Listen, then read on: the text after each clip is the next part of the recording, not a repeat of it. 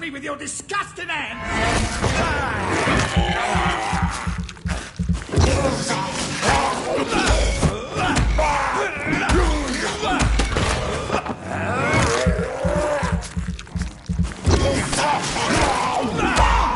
Damn strangers are attacking me!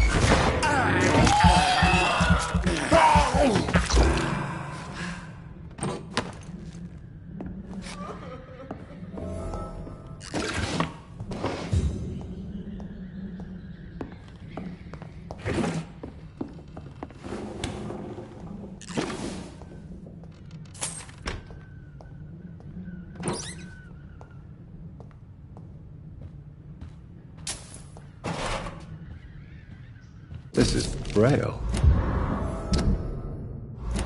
I need someone who can read this.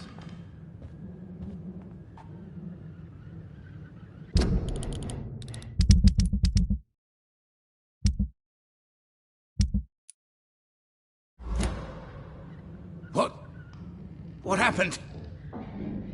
Who are you? It's all right, sir. You're safe now. Oh, a fellow Englishman. Thank you, sir. For a moment, I thought those bloody heathens had killed me. What are you doing here? This place is not safe. Yeah, it's a cesspool, but it's mine. I came to collect some overdue rent, but those who still live here have gone completely bonkers. You're very lucky to be alive. Yeah, filthy immigrants. Fucking savages, every one of them. And now with this bloody fever, they're just animals. You can find safety of sorts in Whitechapel. If you're quick and cautious, you'll be able to avoid the savages.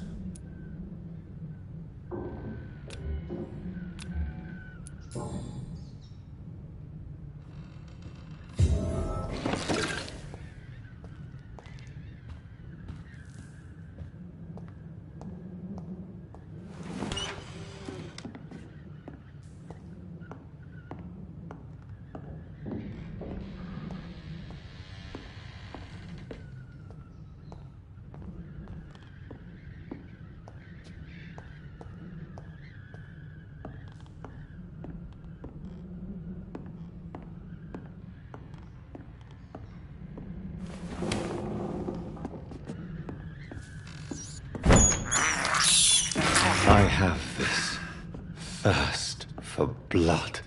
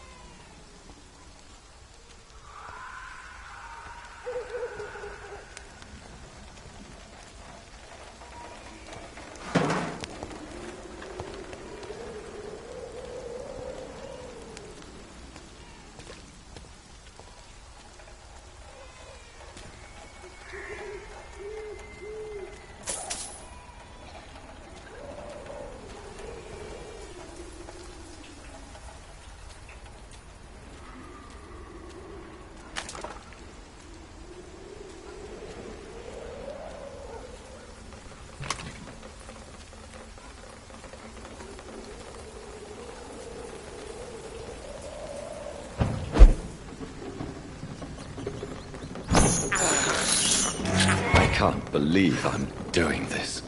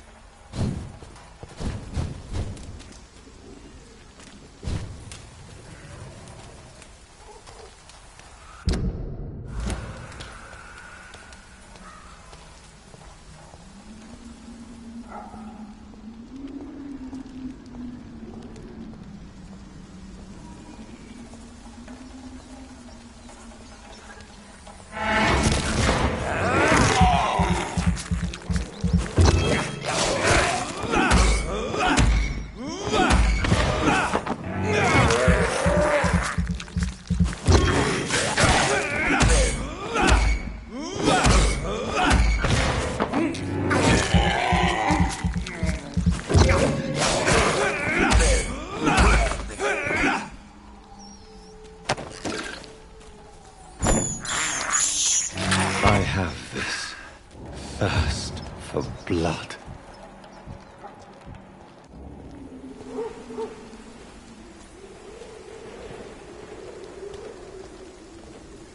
More and more of these bloody leeches every night. Aye, but the guards improve more and more every year.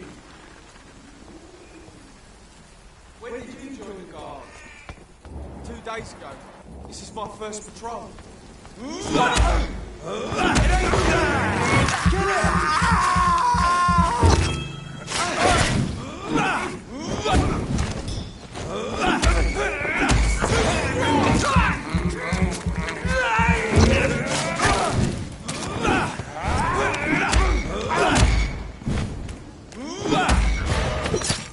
Watch out for them teeth! He's done for!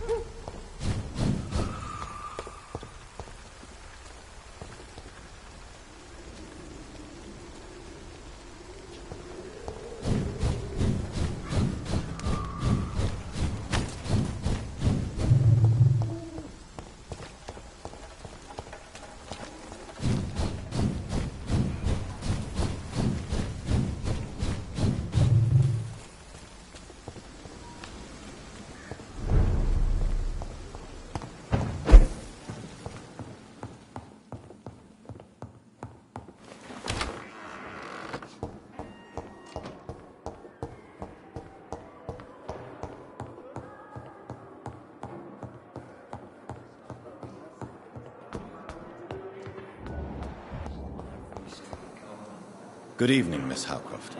How are you tonight? I need blood, Doctor. Warm, rich, vibrant blood. I have made inquiries about the men who were tracking you, Miss Howcroft. I did not expect a mortal to have this sort of courage. Speak, Doctor. Why are they hunting me down? There is no hunt, and nobody is searching for you. You're no threat to this hospital, and you have my word you are perfectly safe here. Your lies demean you, Doctor. Do you really expect me to lower my guard? I know exactly who I am, and what I am dealing with.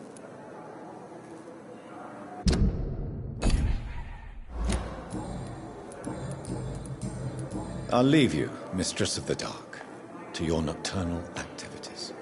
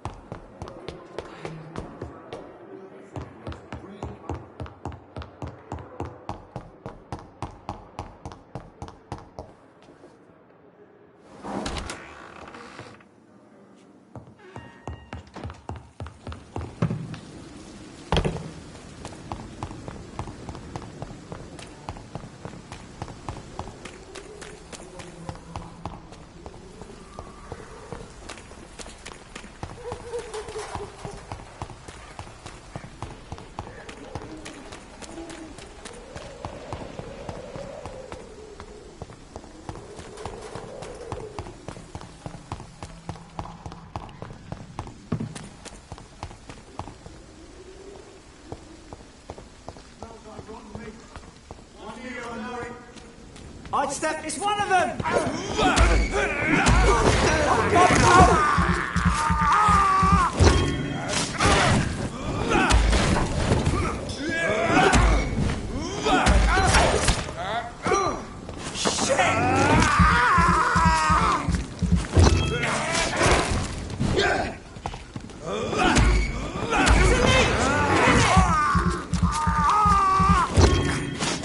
We have to stop it!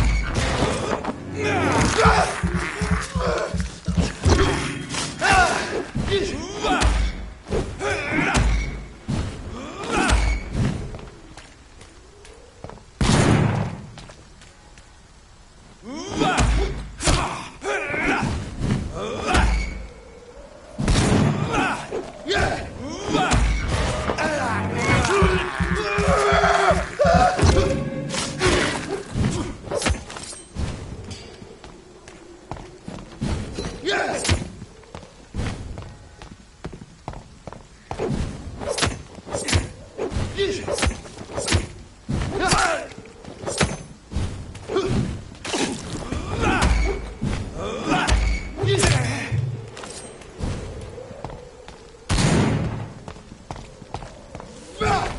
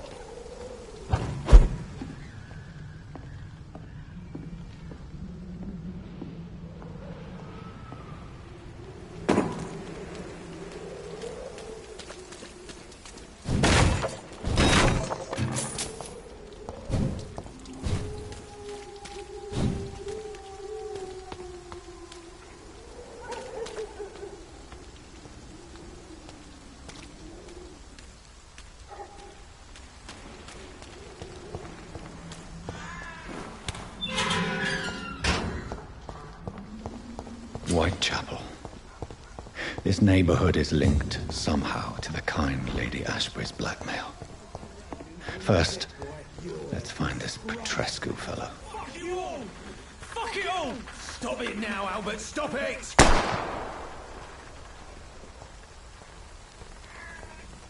won't end up another drunk arsehole littering the streets.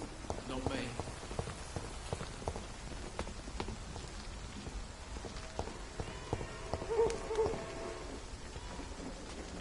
What? Shooting a boy in the middle of the street. Not the best thing to do, wouldn't you say? What? You saw what happened? Who are you? I'm Dr. Reed, and I'd like to ask you a few questions, if you promise me to set your gun aside. No. Look, I'm not a violent man. I'm Benjamin Palmer, doctor. And no one can help me. Not even you. What can you tell me about this place? Nothing to say, really. This is where I used to live, and this is where I live now. You don't have anywhere to go? No family that would welcome you? Not since the death of my wife, Albert's mother. She was sick, you see. Long before the flu and all this shit. You mean you used to have a better life? Yeah, I had a wife, a home, and a job. I even used to have a name. And now I'm just Ben. Ben the Tramp. Perhaps you could focus for a moment and tell me your troubles. I'm sick, broke, and my son just stole my pills. Everything's coming up roses.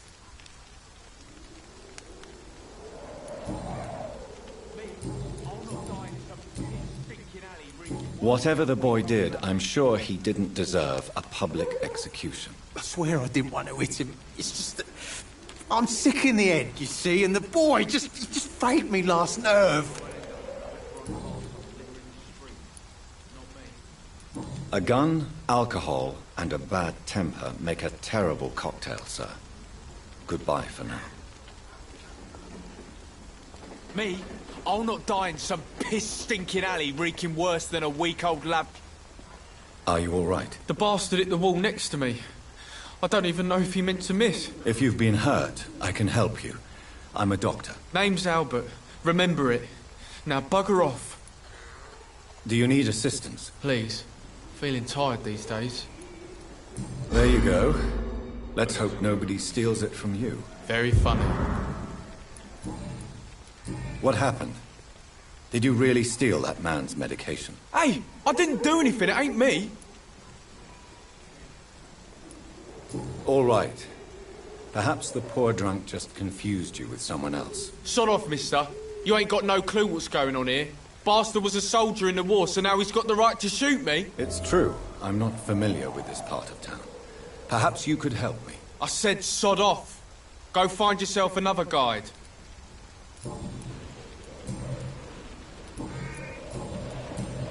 Goodbye, young man. I won't end up another drunk arsehole littering the streets. Not me. It's all a bloody joke to you, eh? Stealing. Good evening, Benjamin. Can I help you? I'm afraid not, Mr. Reed.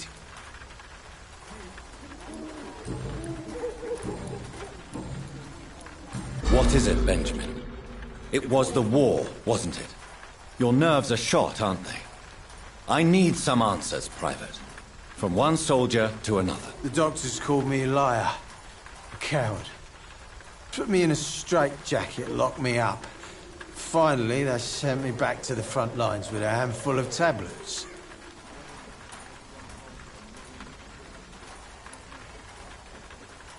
It's a pity that doctors still practice such barbaric methods.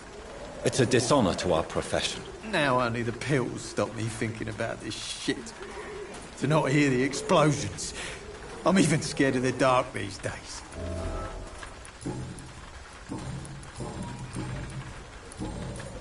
A gun, alcohol, and a bad temper make a terrible cocktail, sir. Goodbye for now.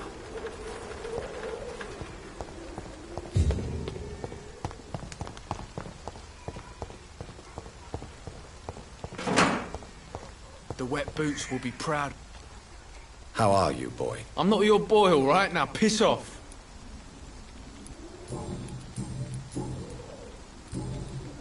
Goodbye, young man. I won't end up another drunk arsehole littering the streets. Not me.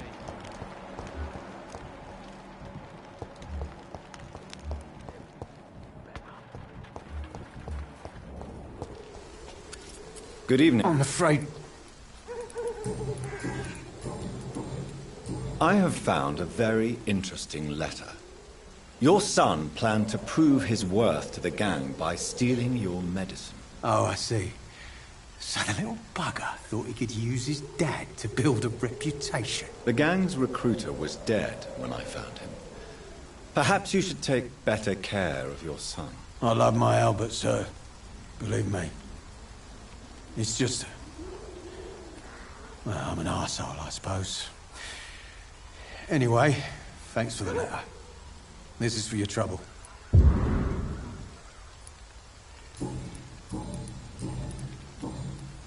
A gun, alcohol, and a bad temper make a terrible cocktail, sir. Goodbye for now.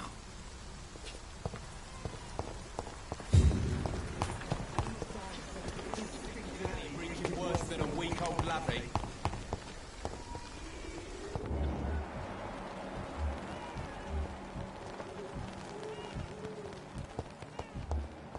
The wet boots will be proud of me.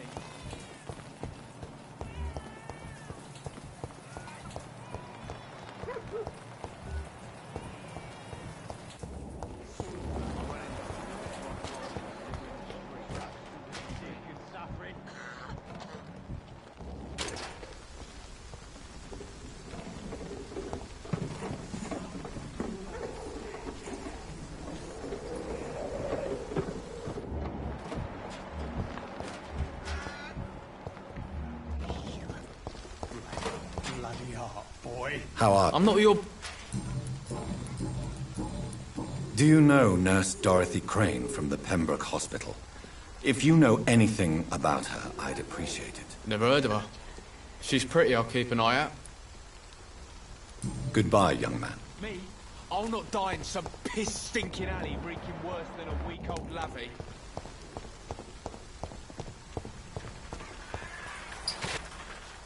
Good evening, Benjamin. Can I help you? I'm afraid not, Mr. Reed. Do you know Nurse Dorothy Crane from the Pembroke Hospital? Have you heard anything? It's funny, I've been searching for her too. I need some pills. But the woman is a phantom, if you ask me. Really? And why is that? Word is she ain't real. She's a cover for some doctor who runs an illegal dispensary for migrants.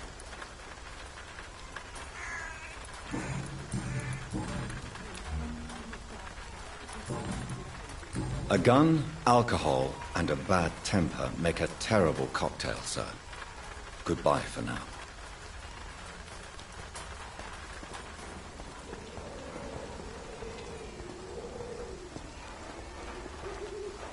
Good evening, miss. Good evening, sir. Are you interested in a miraculous cure for this unknown and deadly epidemic? Actually, I am. Then you have come to the right place. The famous Swanborough cordial is all you need to help keep you in perfect health. Oh, really? Why didn't I hear about it during my studies? I'm Jonathan Reed, by the way. Dr. Jonathan Reed. Ah, my brother has spoken of your research, sir. I'm Loretta Swanborough, and it's always a pleasure to meet a fellow healer.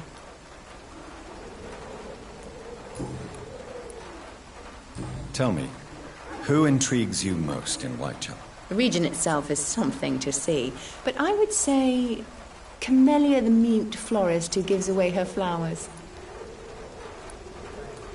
What do you think of the locals? Most of them are afraid or desperate. They all come to me eventually for my remedy.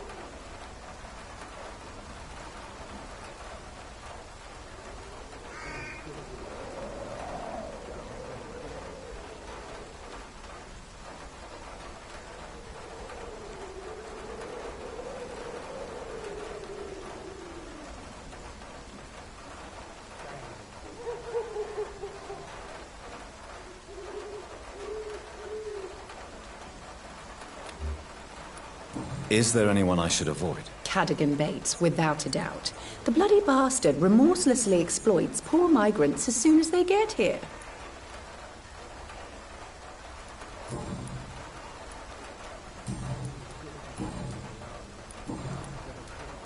Do you know Nurse Dorothy Crane from the Pembroke Hospital? I'd like to know more about her. I don't like to talk about competition. Competition, you say? Never met her, but it seems she provides some sort of medical care to the poor. The whole thing has to be some sort of scam, if you ask me.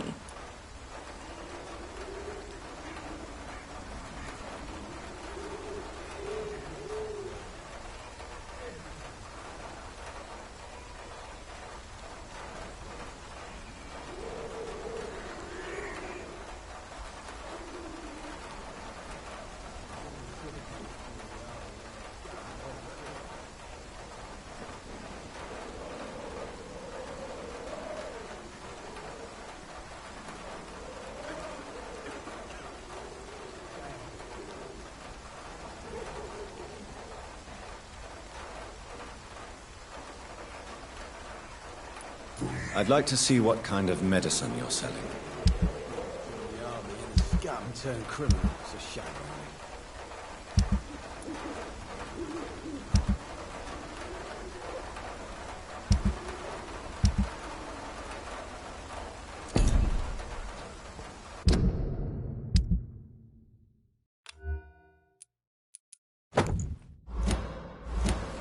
When science fails you, this elixir will give you faith again.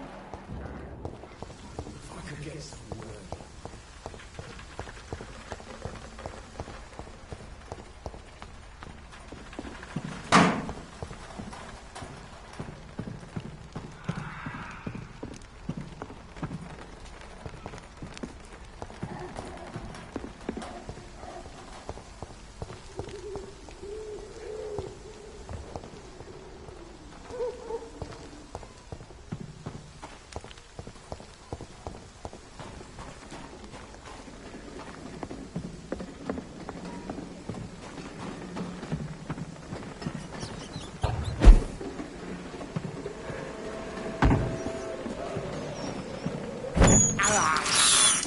I can't believe I'm doing this.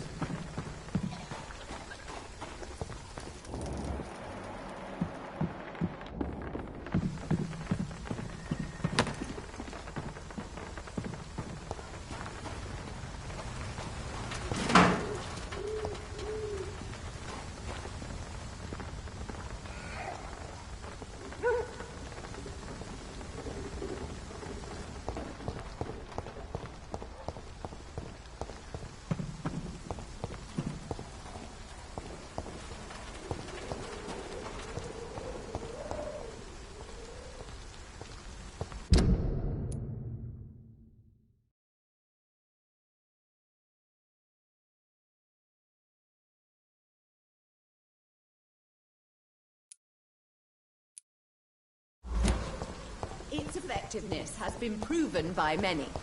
Even the flu is no match for the Swanborough cordial.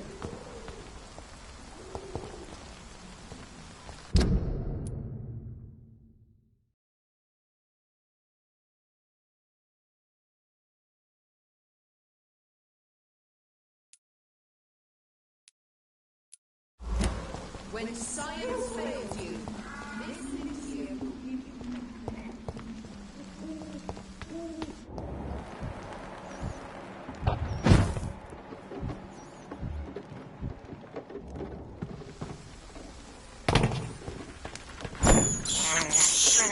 I have this thirst for blood.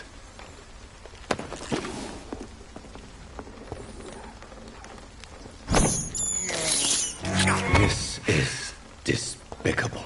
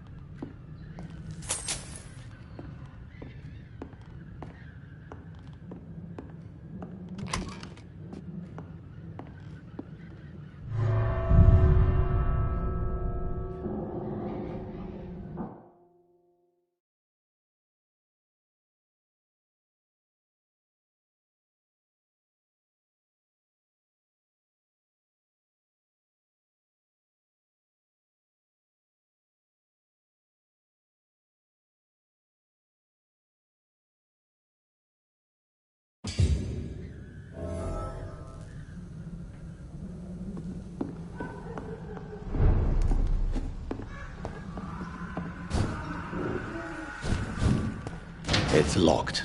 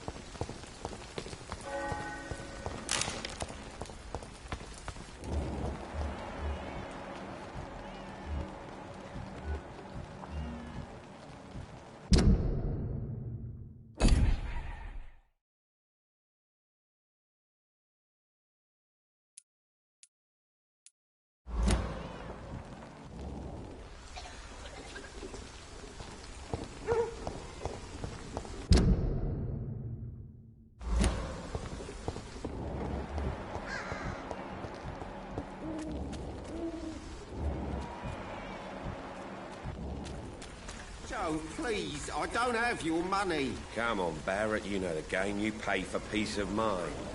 Can't you just look the other way this week, Joe? Come on, we can sort it out, right? It's not my call, Barrett. You pay one way or another. Please, Joe. How long have we known each other? We even used to be neighbours, for Christ's sake. I'd prefer not to give you another beating, Barrett.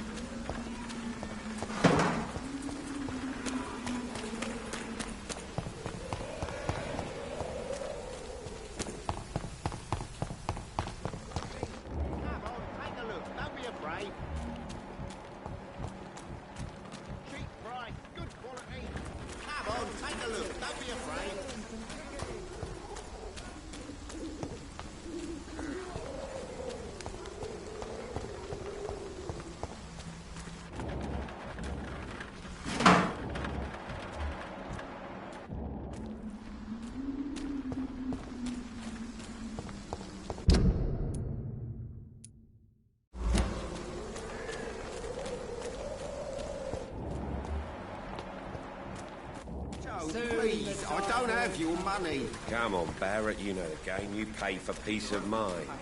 Can't you just look the other way this week, Joe? Come on, we can sort it out, right? It's not my call, Barrett. You pay one way or another.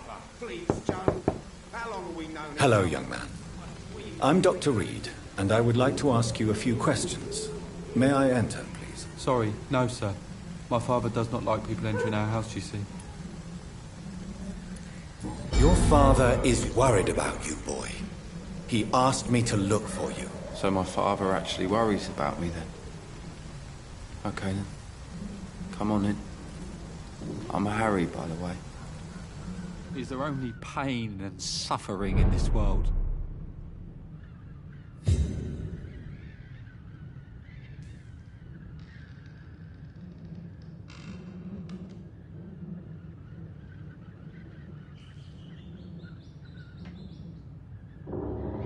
Even my dreams are soaked with gloom.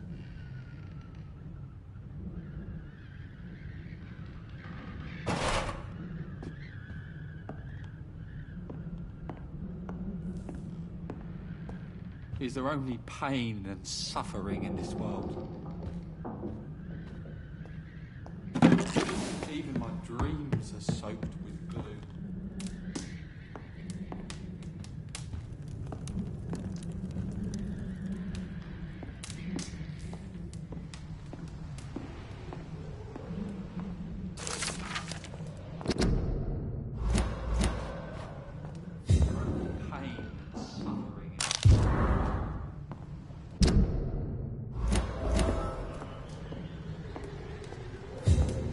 It's locked.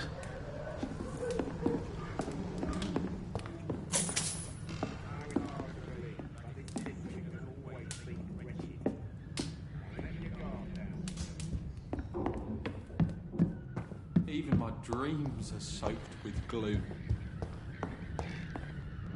So, may I ask you a few questions? I'm not bothered. What could be worse? How do you feel? I'm fine. I mean, it's not easy every day, but I'm fine. I'm just tired of being sick all the time. If only I could be tough, like... well, you know. Speaking of which, what can you tell me about your father? My father is an idiot who makes idiot things. That's all I have to say. Forgive my bluntness, young man, but you don't seem happy living in Whitechapel. Why should I? I never wanted to come here in the first place. It was my father's decision. And look around you. Does this look like a nice place to live?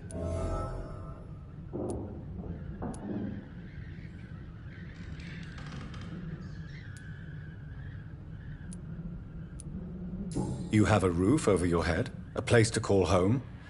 Many people here are not as lucky, you know. That's exactly what my father says. Harry, you should be grateful for what you've got. But I wasn't even consulted when we moved here. If life here is so terrible for you, why don't you just leave this place? Have you ever spoken to your father about it? I don't go outside. It terrifies me so. I went outside once without my father noticing and I saw terrible things. Bloody and frightening things. So that's why you stay at home all day? For fear of the epidemic? I'm not afraid of disease or death, Dr. Reed. It's the living I'm afraid of.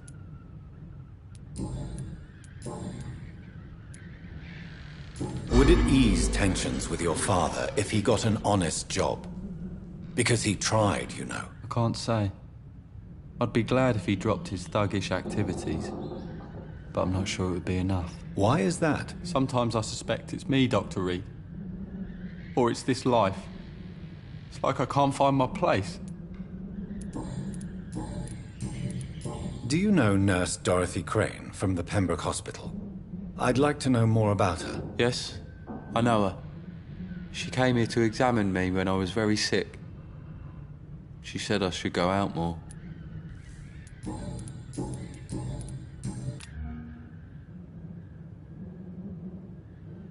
Goodbye, young man. Take care of yourself.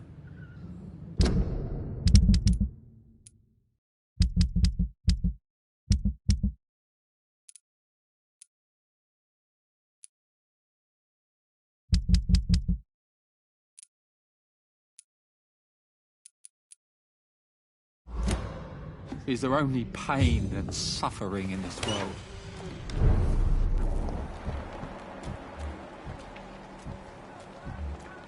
I know it's hard to believe, but this district has always been wretched.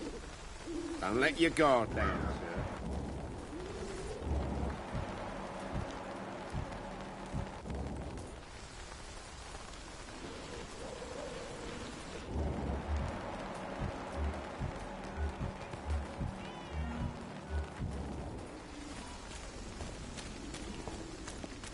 Cheap price. Excuse me, sir. I have a few questions for you. Another journalist? I didn't answer the first one, so piss off. I'm not a journalist, I'm a doctor. A doctor, you say? It's quite a rare breed in this part of town. Really? But still, here I am. Dr. Jonathan Reed, at your service. I'm Joe Peterson to some, but Colossus Joe to most. And I don't remember asking for your service, sir.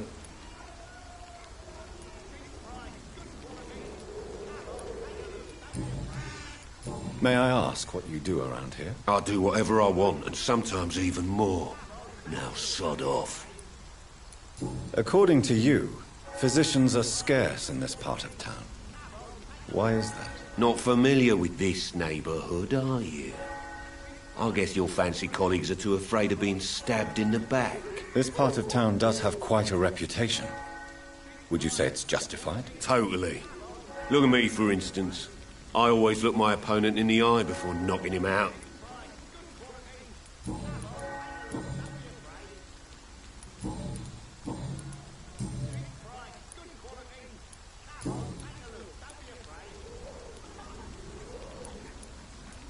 Harry doesn't seem happy living in Whitechapel. Why did you make him come here? I've always put my son's interests above everything else, whatever he may think. Our house is small but affordable. The walls are thin, but the door is solid. You really love your son, don't you, Mr. Peterson? He's my pride and joy. Even if he hates me for the choices I make and pushes me buttons more than he should. Do you have any regrets? Only one. Not to have my beloved wife by my side. She died when Harry was little. My sweet Jane. She gave the boy confidence. Since the criminal nature of your job means you could be arrested, are you not afraid of what would happen to your boy if you were? No one will ever take my son away from me. If that ever occurred, I'd hunt the bastard down and rip off his head with my bare hands. Why do you keep on working for the gang, Joe? You know it doesn't suit you. It's true, I hate this job. And I know I made some bad choices, but I'm a wet boot boy now. And people won't forget it. You could leave tomorrow. Start another life in another town. That's easy for you to say, Doctor. We are poor. My son's weak. And there's no way he'll endure another disappointment.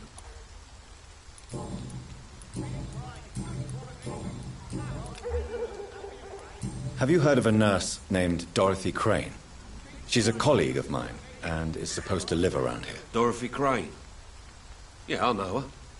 One of the few good souls who dare to help the sick around here. Could you please tell me more about her? She's a nice girl. Tries to help the migrants. I offered to give her a hand, but she said my reputation would attract too much attention.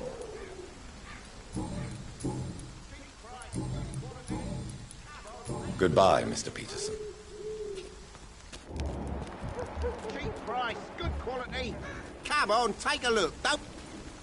Welcome, sir. Please, take a browse of my wares. I am Dr. Reed. I would like to ask you a few questions, if you don't mind. Doctor? Interesting. I'm Barrett Lewis. Usually I don't have time to waste with talk, but at this hour of the night I can hardly refuse. How is business around here? Business? I have no business. Between this racket, theft, and customers getting scared, I'm losing money every day. I see. Sounds like you blame someone in particular for your situation. It's no secret Joe Peterson spends his time harassing merchants. but with me, he's trying to put me out of business once and for all. As a merchant, you see Whitechapel every day. Have you noticed anything out of the ordinary recently? What you mean, besides the epidemic, the war, and all the usual crap? As long as I can remember, this part of town has been a bottomless pit, and no sign of the bottom yet. Violence is increasing in the borough. Yeah. A few nights ago, some blokes jumped me. Came out of one of the condemned workshops. Fever, madness, something like that. Where did this happen? Why did you go there? In the closed workshops nearby. I worked there as an apprentice in better days. Now I only go to find trinkets or tools. Too bad I was mugged, though. There was good money in that little box of loot I lost. Have you been hurt? No, but that's only because I ran like hell. Those men were raving lunatics, I tell you. Not even able to speak anymore, just screaming.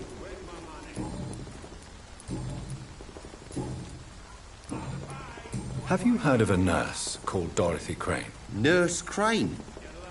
So the bitch really is a nurse, then?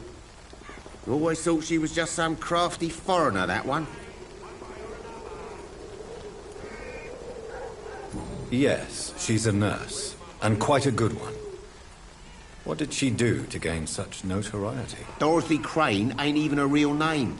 Something like Dorothea Craniu. Something like that. Came to England fleeing the war, I was told. That doesn't explain why she irritates you so much. Your precious Nurse Crane gives away medical supplies and prescriptions for free. I offered to sell it for a fair cut, but no. Miss Crane wanted to play the quiet saint.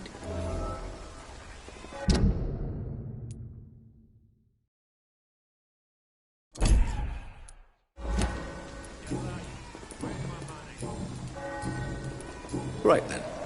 Show me what you have.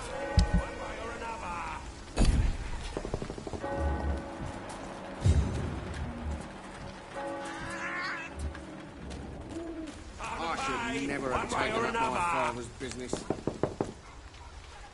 You again? What do you want this time? How did you become the local bully everyone is afraid of, Joe? There's no pride in roughing up poor bastards. But this is the only job I've found. And it pays well, too. A job? So you're racketeering for someone else? I got enlisted by the Wet Boot Boys, a gang from the docks. I'm their muscle for their dirty work.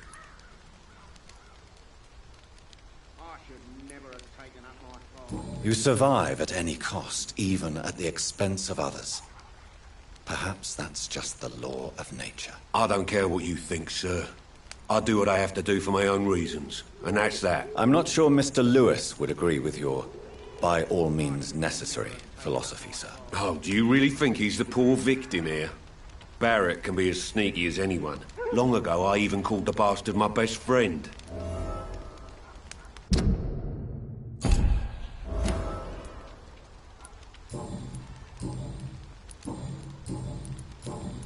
Goodbye, Mr. Peterson.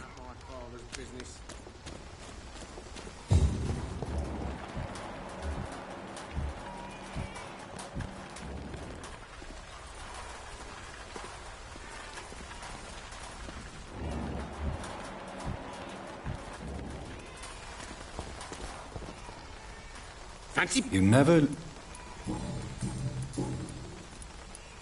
Joe Peterson. He's the villain here, isn't he? But you seem to know each other. I'd known Joe for years.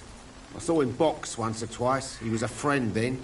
But these days, he's just another thug. What can you tell me about Mr. Peterson? Besides his behavior toward you, obviously. Colossus Joe was a decent boxer, good one even. But after his wife passed away, he found every excuse to stop training. Just wanted to pick fights with everyone.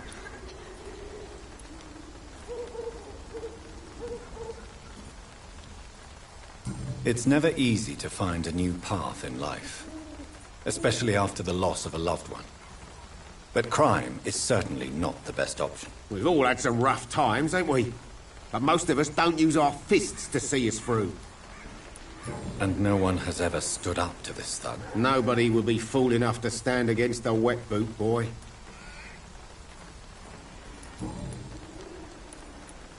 What do you know of Harry Peterson? The boy seems so fragile. Not like his father at all. Harry's a good boy, but he spends most of his time complaining.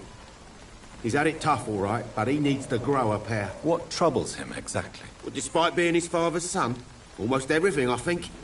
He never wanted to come to Whitechapel in the first place. Hates this place more than most of us. Goodbye for now, Mr. Lewis. I know it's hard to believe, but this district has always been wretched. Now let your guard down, sir. Good evening, Harry. May I come in? Sure. Sure. Is there only pain and suffering in this world? So, may I ask you a few questions? I'm not bothered. What could be worse?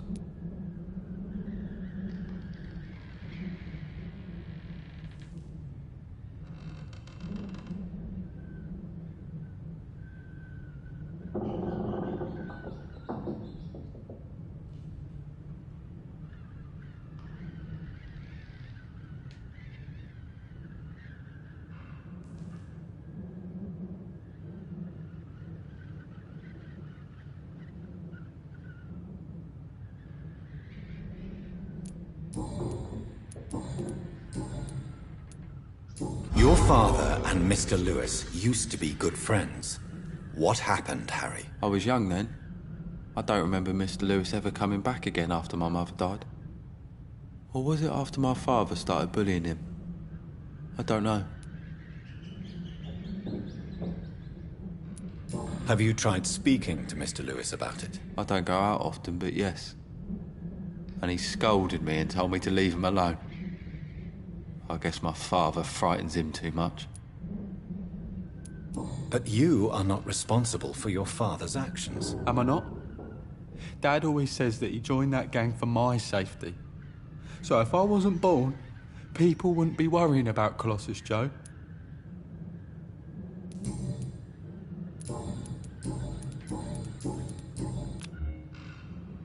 Goodbye, young man. Take care of yourself.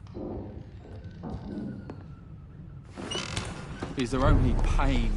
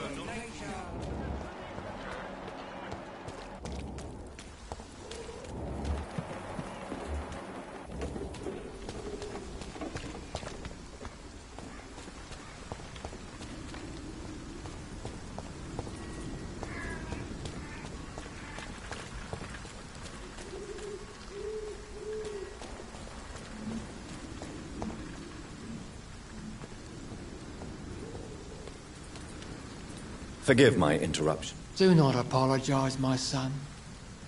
Father Tobias Whitaker is always happy to teach mortals about the incoming Armageddon. I am Dr. Jonathan Reed, and I just have a few questions. A scientist? You are much more lost than I thought, my son.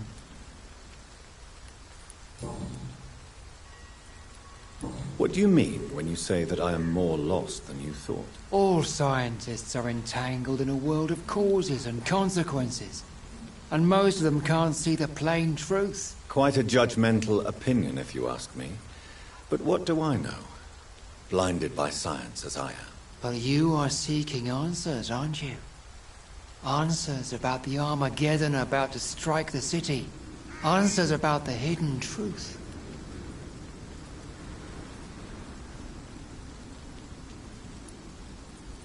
I am. But the answers I seek are based on facts, not superstition. What do you mean when you say that I am more lost? All scientists... Quite a judgment. But you are seeking... Well, I suppose I can spare a few minutes listening to your so-called truth. As a doctor, you must be aware of the decimating epidemic. But let me tell you that this so-called Spanish flu is just the beginning of the end. What do you mean?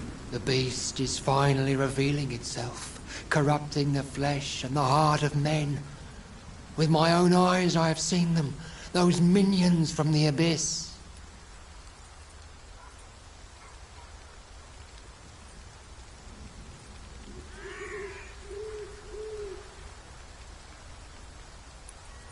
Really? And what would be your answer to this biblical threat? We must fight the disease before this legion outnumbers us. But not with scalpels and microscopes. No. What is left then? Cleansing fire.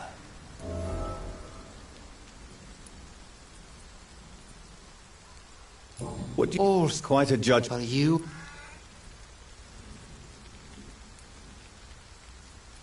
What do you...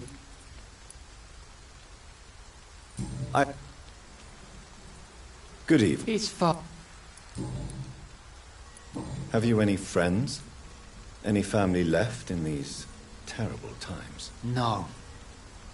But I have a disciple I see as my son. He is so devoted. I sent him to preach the good word in the heart of this corrupted city.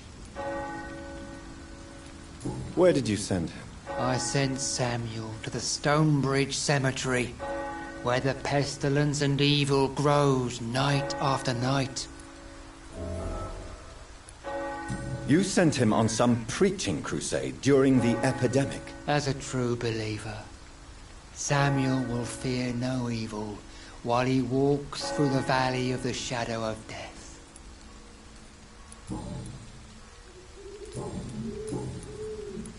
Tell me, Tobias, what exactly is your plan concerning the cleansing of this city? God will recognize his own.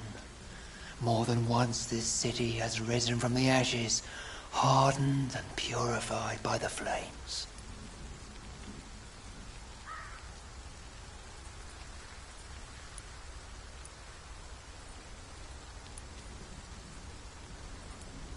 Purification by fire has proved useful, but where do you stop? Burn the clothes? The buildings? The corpses? Worse? Your lack of faith is predictable. But my task is to convince rational minds like yours to see the light. This is God's will. You're mad.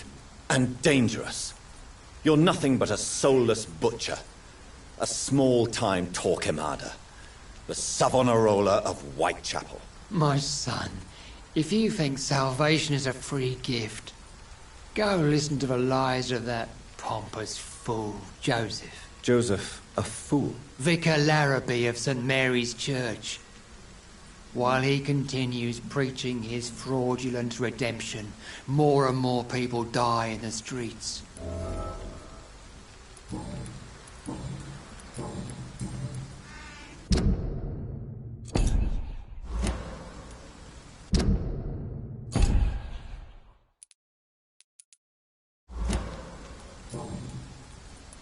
Do you know Nurse Dorothy Crane from the Pembroke Hospital? I'd like to know more about her. I don't like the liberal ideas of nurses, but I especially abhor that Nurse Crane you mentioned. So, you're not exactly a fan of Florence Nightingale's work. But nurses are essential for modern healthcare. Nuns should be the only women allowed to take care of male patients. It's obvious only they have the necessary moral fibre. Why do you hate Nurse Crane more than other nurses? Before coming to London, she was a member of the communist resistance in our country. That's what happens when you let a woman get involved in politics.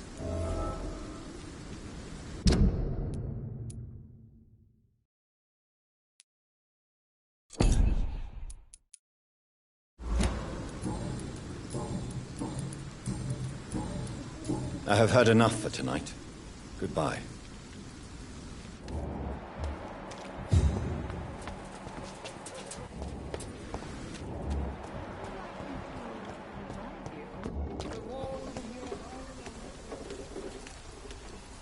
Don't be shy, handsome. What can Christina do for you? All right, then. Chris... If it... You... And... Tell me,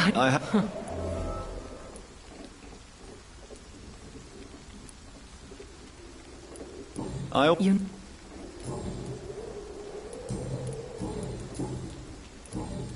Do you know Nurse Dorothy Crane? I don't know her, but I know her name is Dorothea Crasionescu. You seem to respect... Dorothy... Goodbye.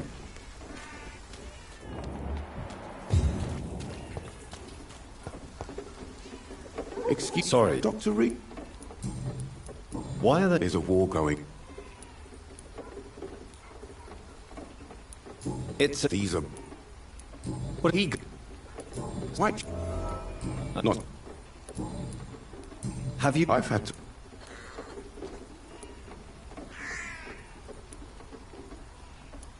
That's... Chris, of course, do you think... I believe the situation...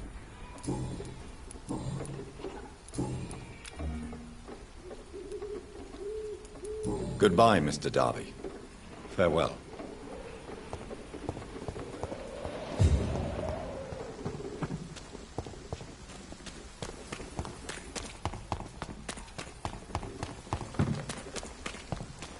Pay me a glass and I'll be gentle. Pay me a bottle.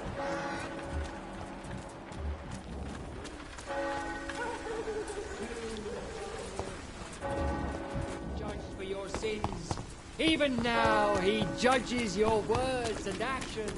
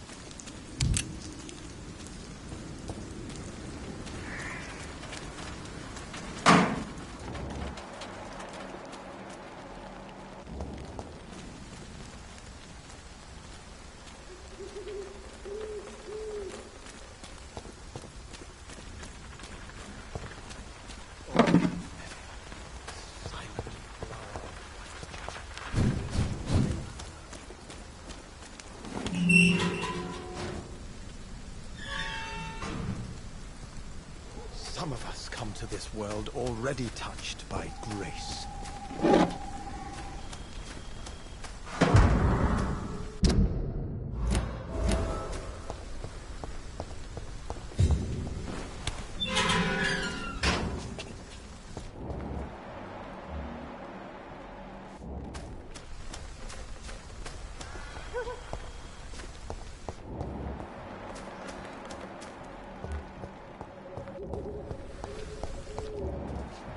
Morbidity can breathe its own beauty and grace.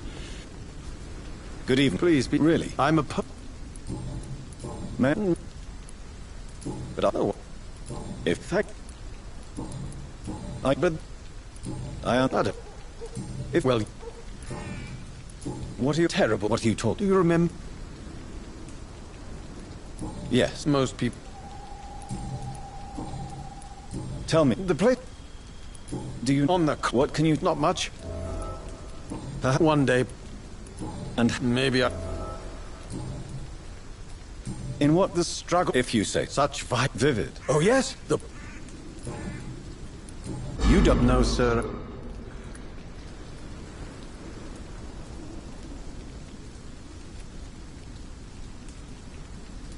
Still, With that, you seem embarrassed. someday.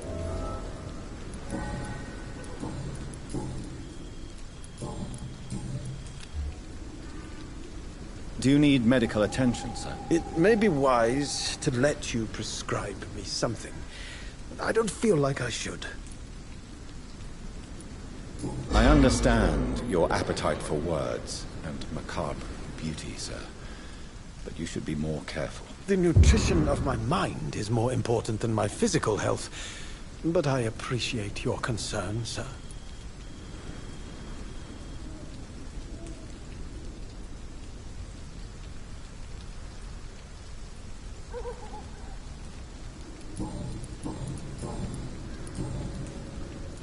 I'll leave you alone, sir.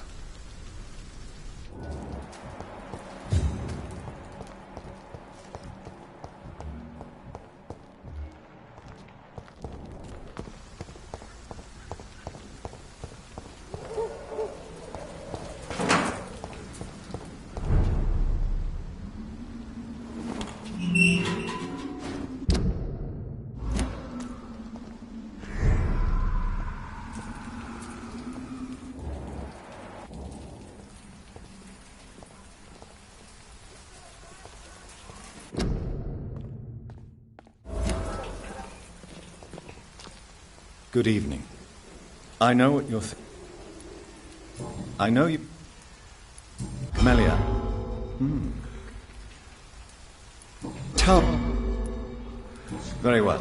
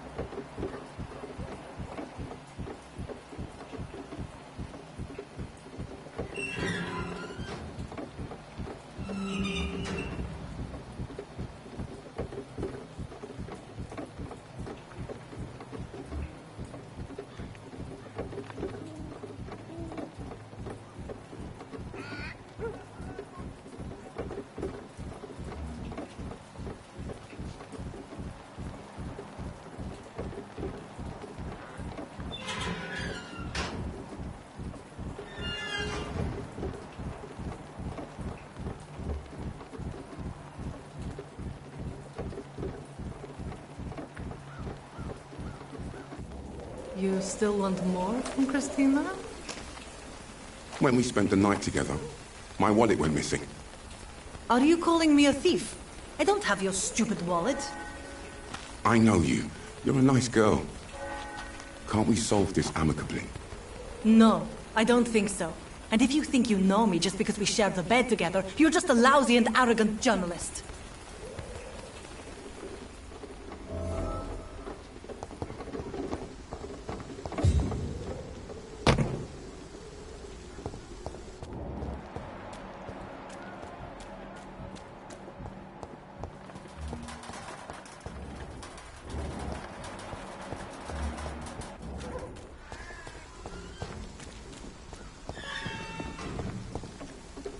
Good evening. Tell me, Christina. How during the next one, if I can't.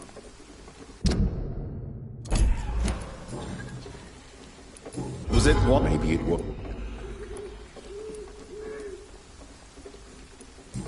She's very. What was it? A scarf. Why are you? That we couldn't.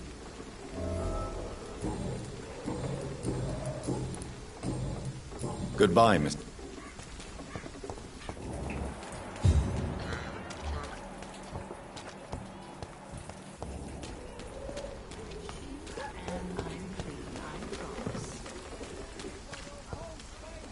Good evening. Change.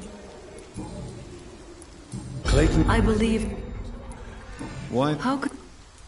Are you... I've seen... Clayton Darby. I... Did you... Of course I stole it. Why did you do it? For a time I...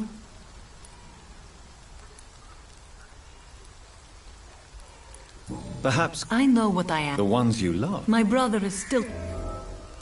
Tell me. He's the only... Every time I... But what... You think you... I know. Yes. Does you... Don't be...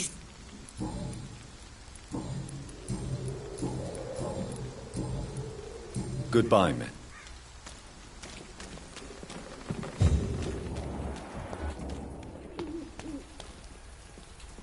Good evening. Do you know... I see. Do you believe she... As long as the war...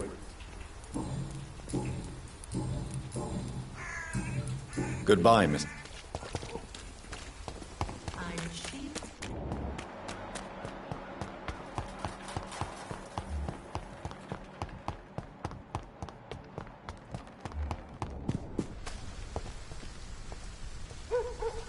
Good evening. And good evening. Did you know the mute florist is a member of a... No, I didn't. But I thank you for... Are you not curious? That girl has not an ounce. I fear you are a... Guilty as charged.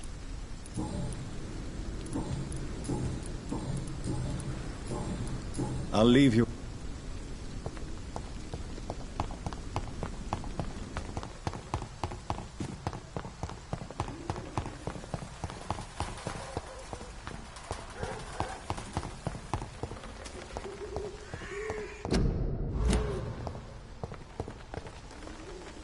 Hello again. Very well.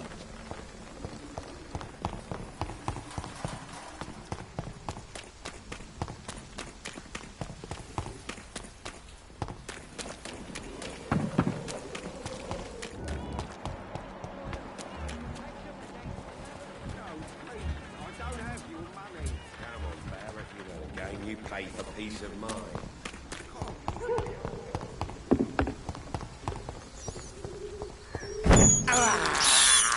I can't believe I'm doing this.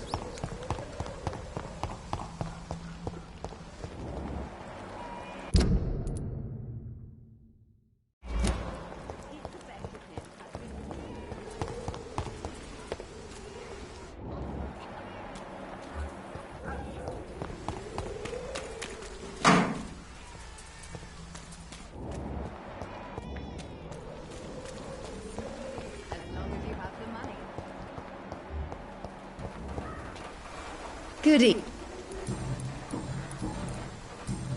Goodbye. The Swanborough cordial to be the answer to The money.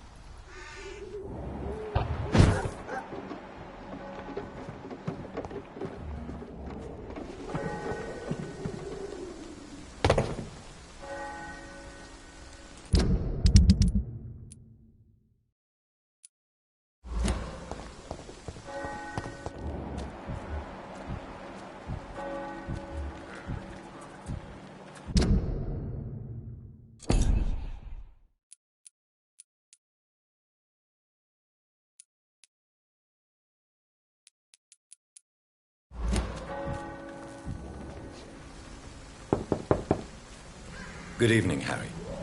Sure. Is there only pain and suffering in this world? So, I'm not bothered. Do you need any... Yes, I do. You'll feel... I'm not... Goodbye. Even my dreams are soaked with gloom.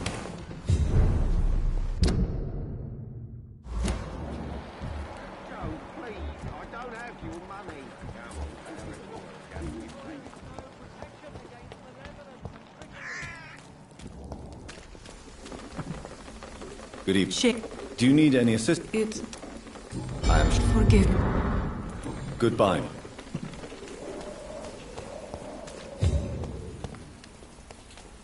Good evening. Do you need a... That would be nice. If you... Thank you, sir. Goodbye.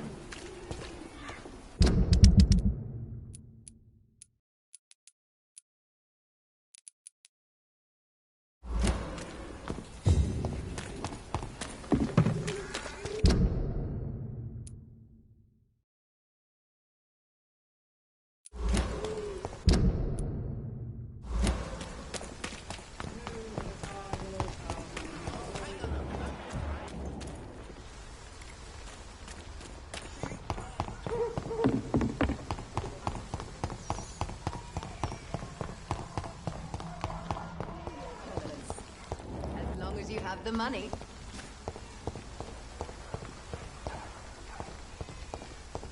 When science fails you,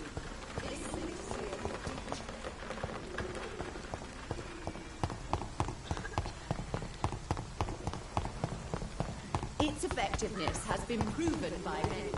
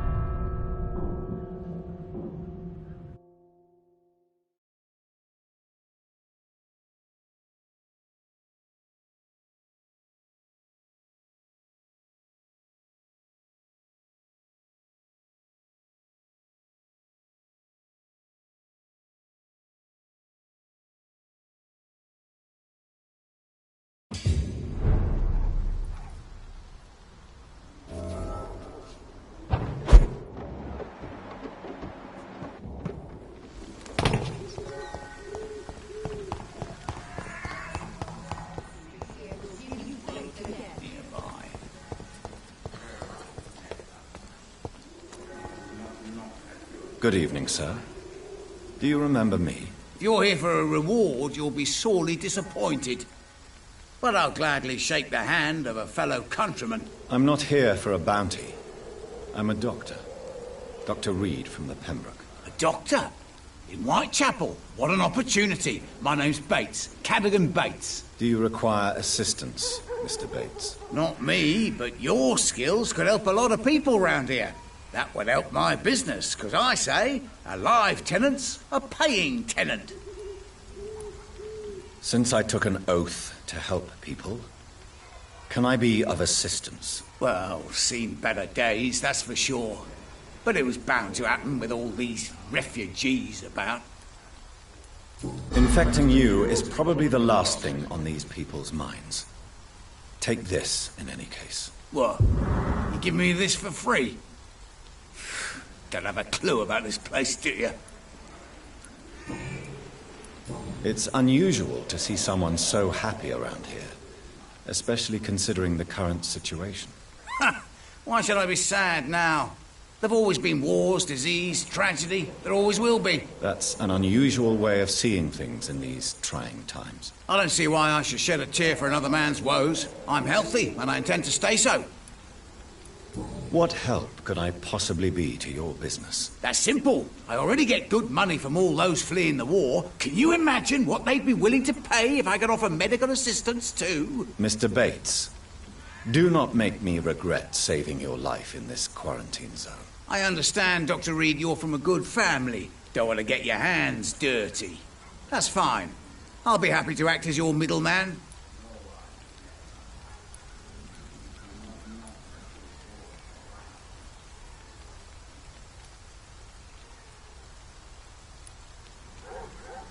I'm no saint, but to take advantage as you do, you are a despicable man who could only prosper in these dark times. So it's a no, then. That's too bad. The Reed tonic could have really helped people, you know, saved lives. Isn't that what you do? I mean, people buy that Swanborough shit. What is your business? I offer fair lodgings. I see. And what... Well, deals can be done.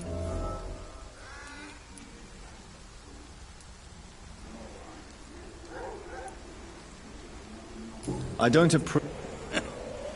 A necessary evil. Tell me. People are just beginning to discover what we've always known. What do you mean? People are acting like the violence is news. But it's all... You seem to have recovered well since your attack. Not much. It was a fucking nightmare. You'd better not come back here. I want to know everything about the recent violence, Cadogan. And I want the truth. Well, rent may be a bit high, and yeah, I've had to evict a few people. But that's business, isn't it?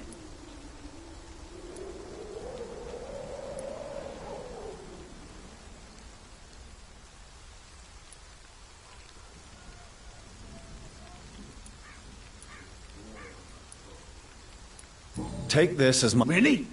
What you gonna do?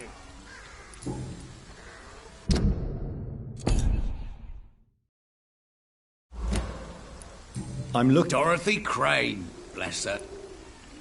Has she treated you? No.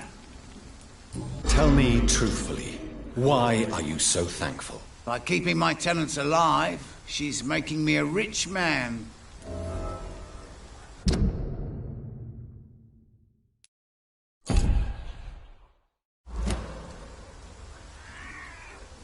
Tell me truth. By keep...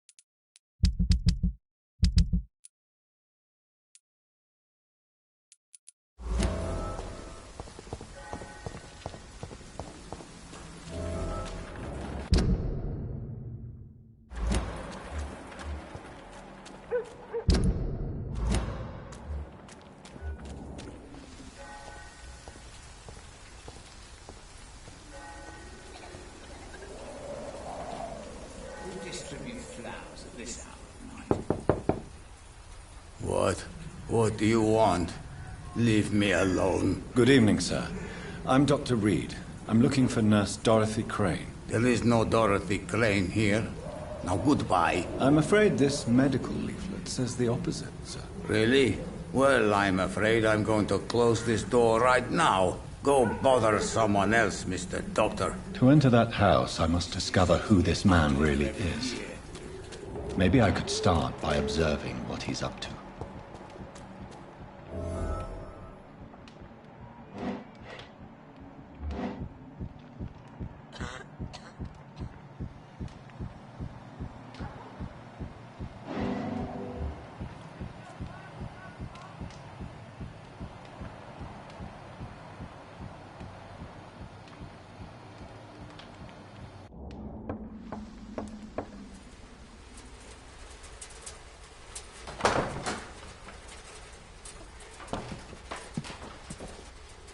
A strange man was at the door with a pass for our medical facility. I refused him entry.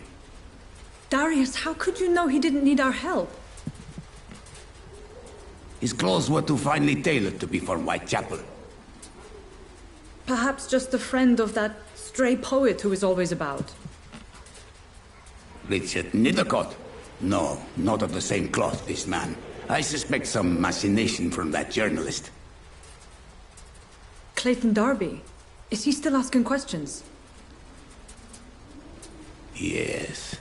I saw him drifting around St. Mary's Church. I swear he is tracking me just downwind.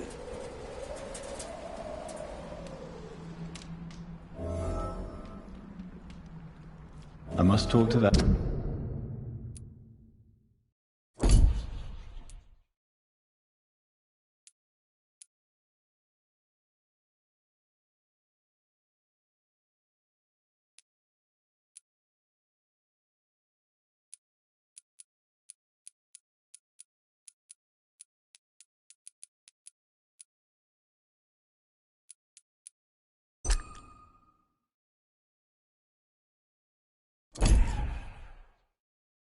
Journalist or the poet. They must know about Darius. Nearby the church they just mentioned.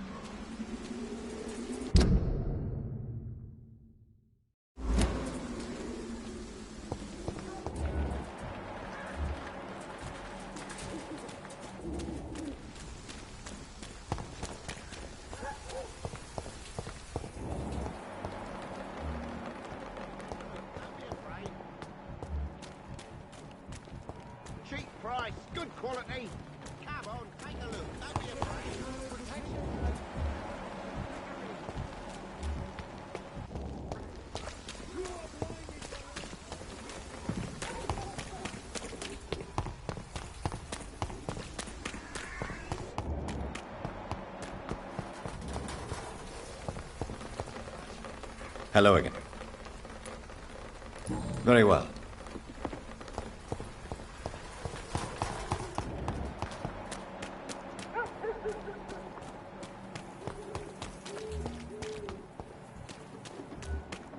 There is no protection against malevolence and trickery.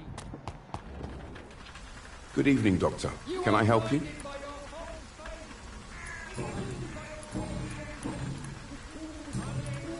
I heard you're investigating an underground medical dispensary in Whitechapel.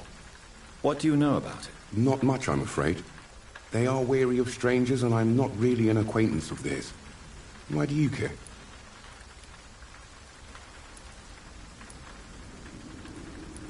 I'm afraid one of the nurses from the Pembroke Hospital may be involved with unsavory activities. Ah, could it be Dorothy Crane? Without a doubt, you are a damn fine journalist, Mr. Darby.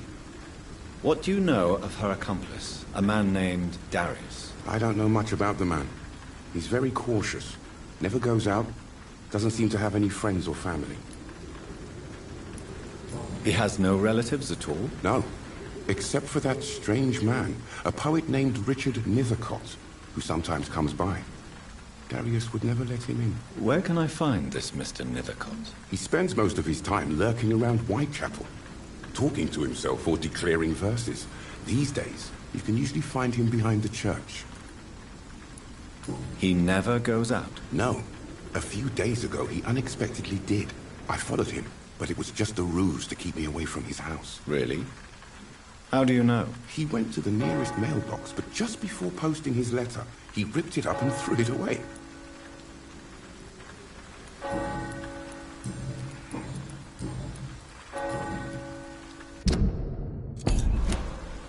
Goodbye, Mr. Darby.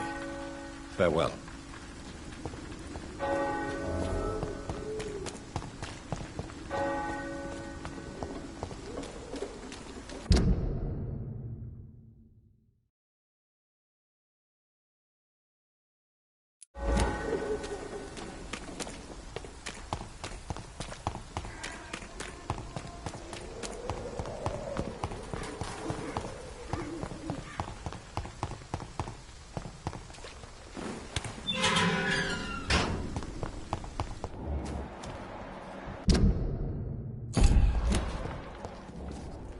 Good evening, Mr. Nithercott. And good evening to you too, my good sir. Can I be of any help? May I ask you a few questions about the district? Extraordinary part of town, is it not? I'll be glad to help you, if I can. I'm looking for Dorothy Crane, a nurse who lives in this vicinity. Dorothy Crane. Oh, I love the name. The Crane of Whitechapel. Sounds very mysterious. But, sorry, no, never heard of her.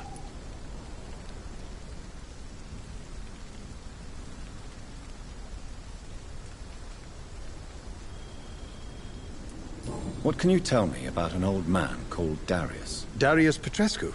Yes, I know him. At first, I thought he was only a small publisher. I invited him to publish my work, but his reaction was pretty clear. Not interested in your talent? Darius is an old political activist who takes delight in printing tracts and lampoons. Those communist activities only require mediocre writing skills.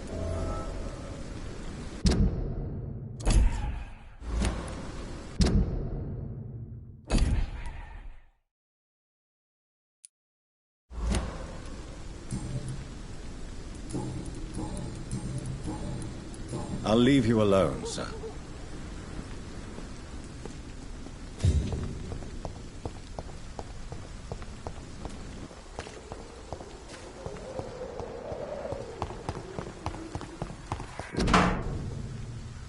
The content of Darius' letter to his children could give me more leverage to enter.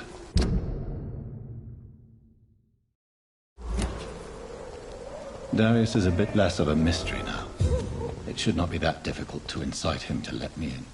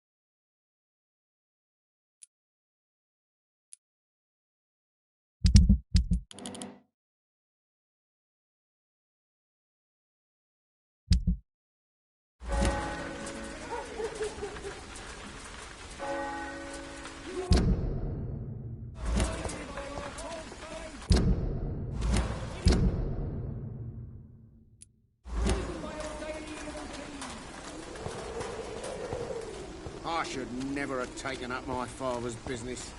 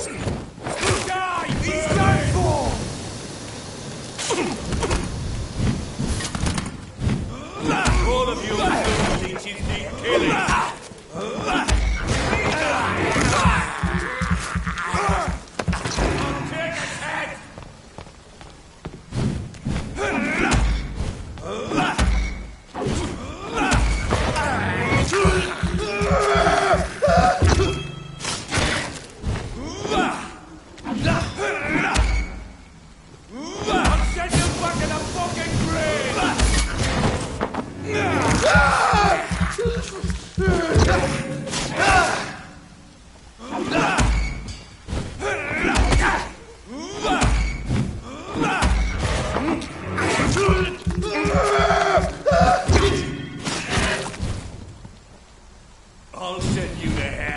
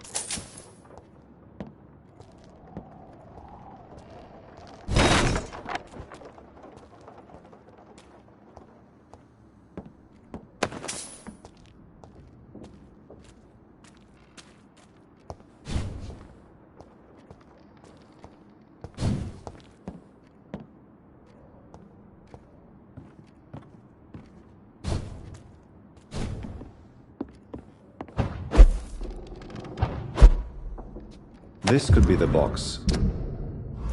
A love letter from Joe Peterson's wife, addressed to Barrett Lewis.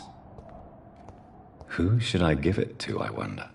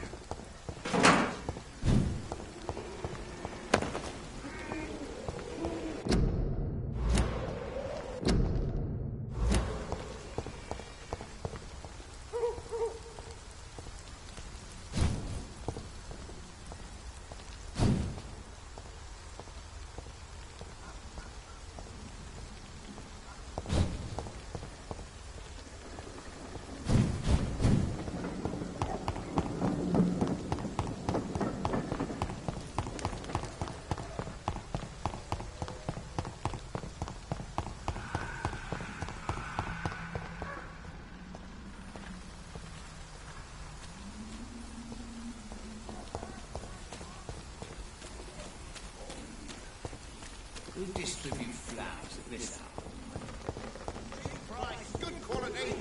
Come on, take a look. Don't be afraid.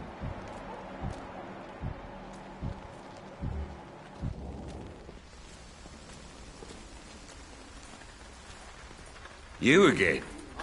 What do you want this time?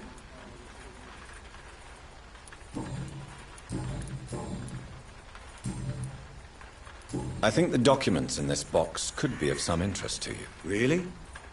Where'd you get it? I found it in an abandoned building nearby.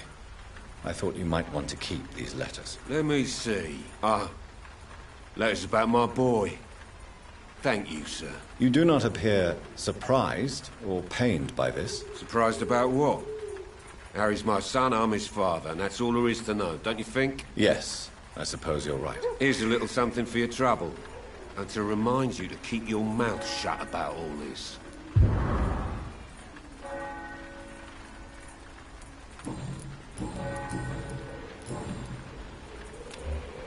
Goodbye, Mr. Peterson.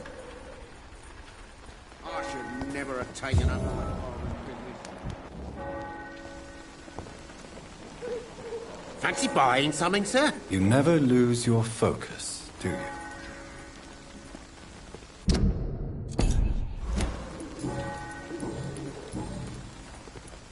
Barrett, you had an affair with Joe's wife, didn't you? Yeah, I did. She's the only woman I loved. My first regret is that she stayed with Joe after Harry was born. The second is I never shed a tear when she died. Did you ever try talking to Joe? Never. But I suspected he knew everything, even without knowing it. And he decided to make me pay in his own way. Do you mean you're Harry's father? No one will ever know for sure. And it's better that way. And I don't believe I'd have been all that bad as a dad.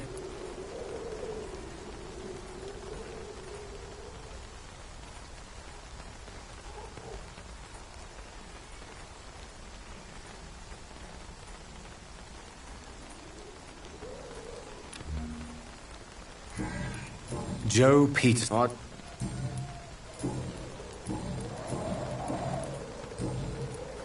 Right then.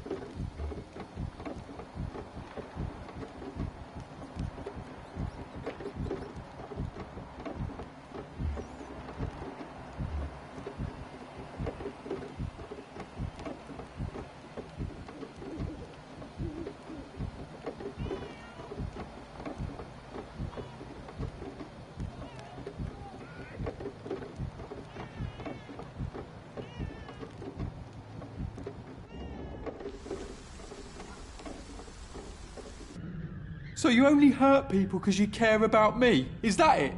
Don't be such a brat. I do what I must to provide us with food and medicine, that's all. Mum would never have let you bully an old friend like Mr. Lewis. Shame on you. Harry, I'm your father and I love you. But don't you ever speak to me like that again. What? You're gonna beat me too? Jesus. Give me patience.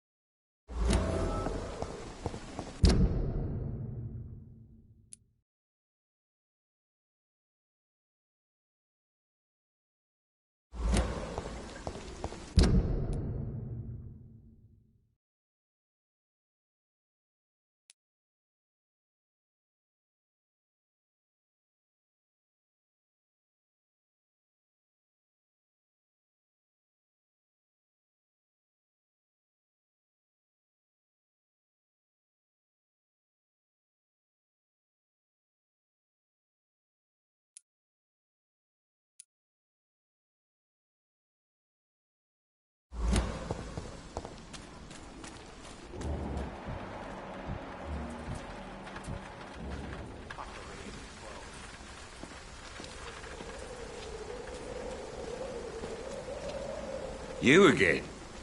What do you want this time? Why is your relationship with your son so difficult? Harry and I are so different. Sometimes I wonder if he's my own blood. Seems he's ashamed to be my son. Why not change that then? If you used your strength to do good, perhaps Harry wouldn't feel that way about you. How dare you tell me what I should or shouldn't do with my boy? Who the fuck are you to interfere like that?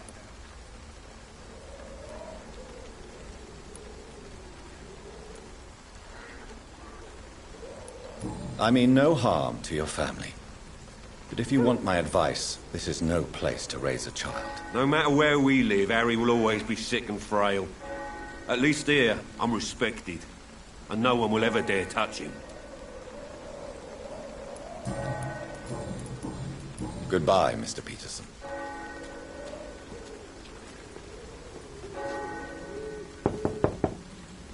Good evening, Harry. May I come in? Sure.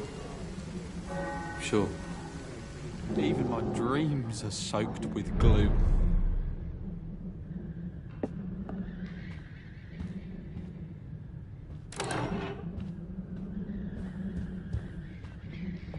So, I'm not bothered.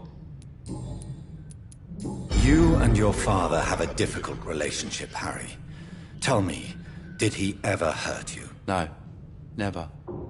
My father can be brutal and rude, violent even.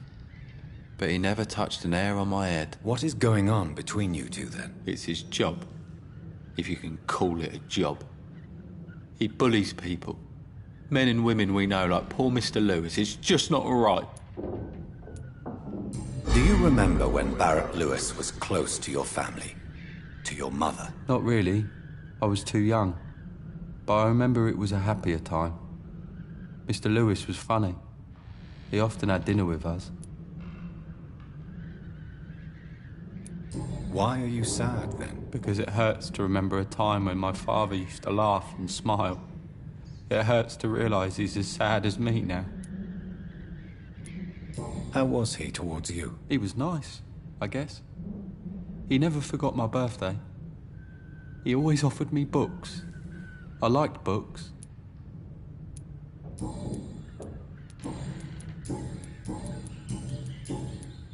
Goodbye, young man. Take care of yourself. Is there only pain and suffering in this world?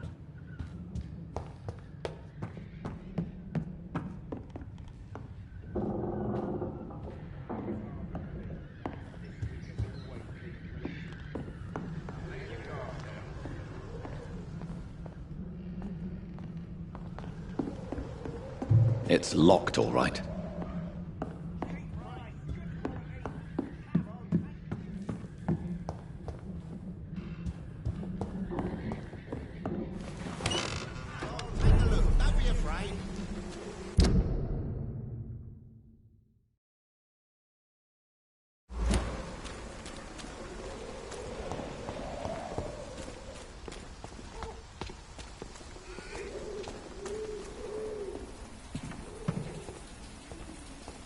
Time to pay, one way or another. You're late. Where's my money? Time to pay, one way or another. Perhaps I should look into it.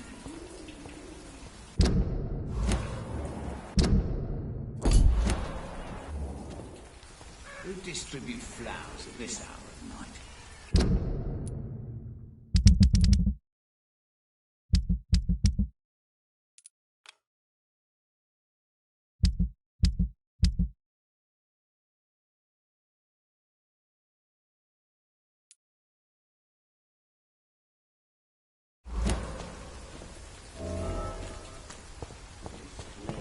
Maybe it's time to see if this Christina is still working.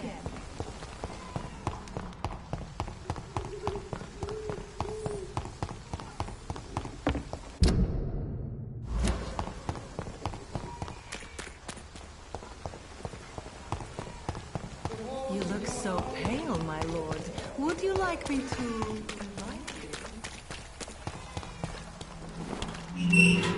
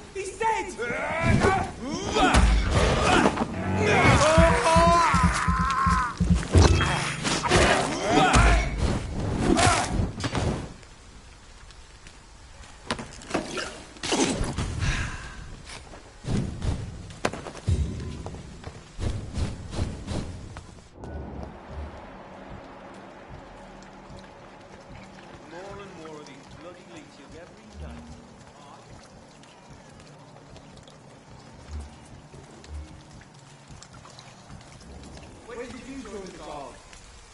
2 days ago.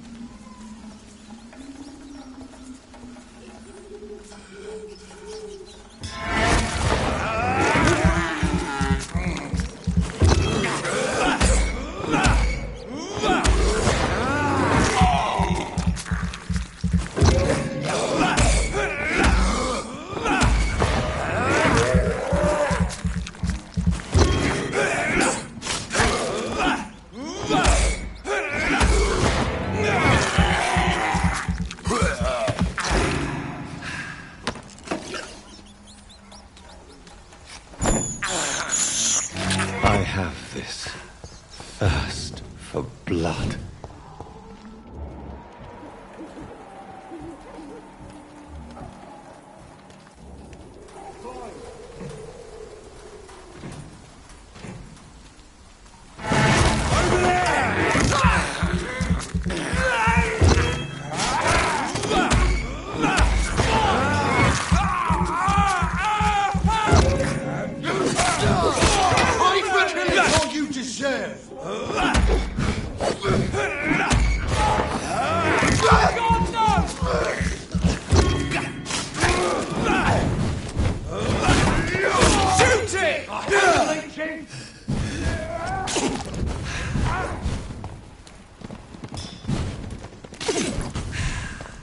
Bloody monster!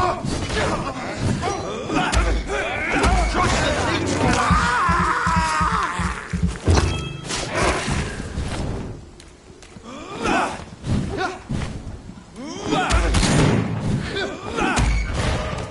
Bloody vermin! I'll kill it!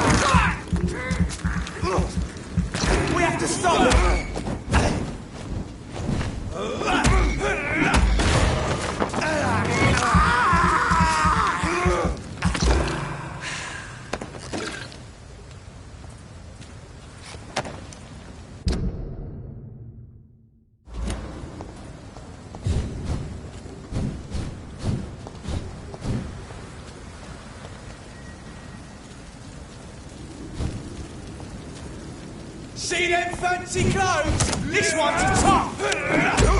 Die, vermin!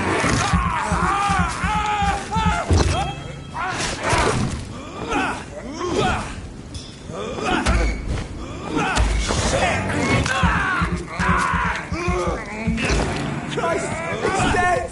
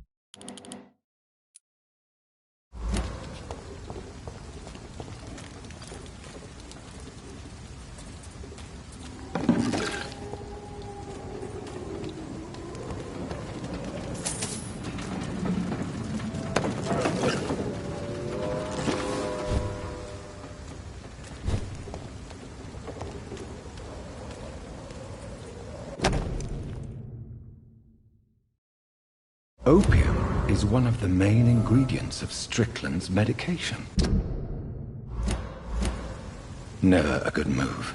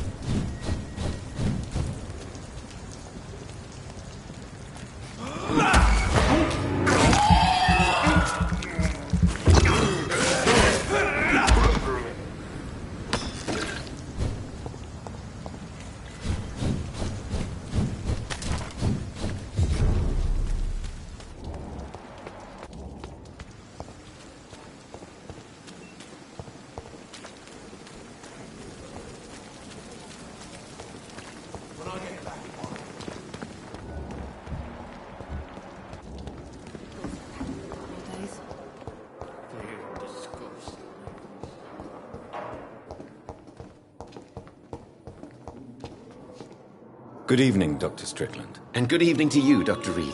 Can I be of any help?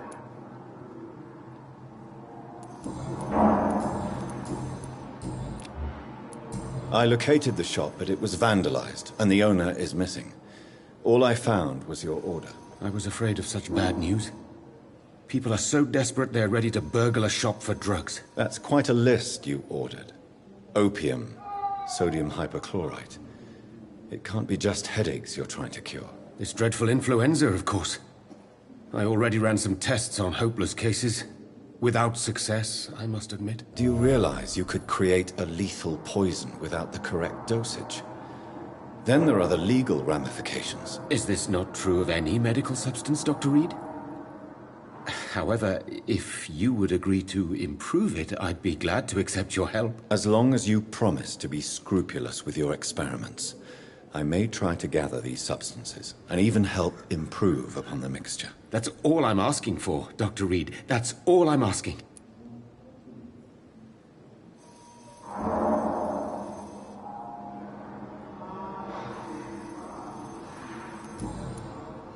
I want to know about these secret tests you run, and if they can save people from this epidemic. Speak to me now, Thoreau. I know I may sound presumptuous, but I'm just following your steps, Dr. Reed. I'm casting away the shadows of ignorance by daring to face them. Self-confidence is essential in our line of work, my young colleague, but only if tempered with the correct amount of cynicism. But you never doubt yourself, Dr. Reed. I've read all your articles and books. You performed the most daring research during the war.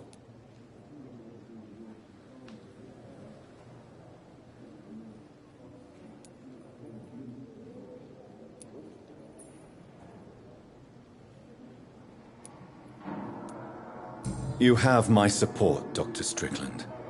I know exactly what it feels like to battle an unknown disease with only your mind and force of will to help you. Thank you, Dr. Reed. You don't know what that means to me.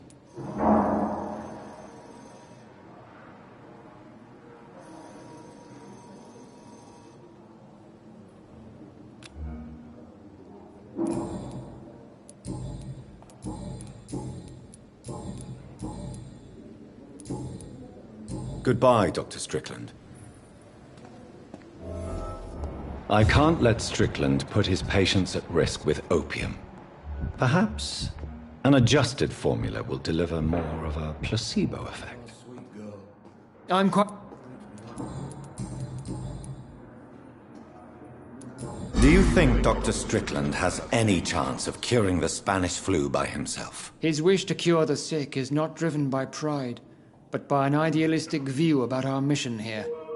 Honestly, I don't know which is worse. You consider him a good practitioner, yet you will not report his methods. Strickland may be a rival, but I will not use dirty tricks or regulations to prove him wrong. We are doctors, not politicians.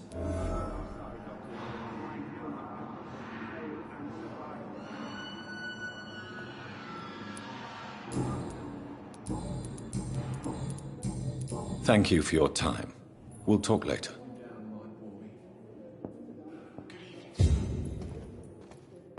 They may lack the resources, but we have some of the most brilliant minds in London at Pembroke.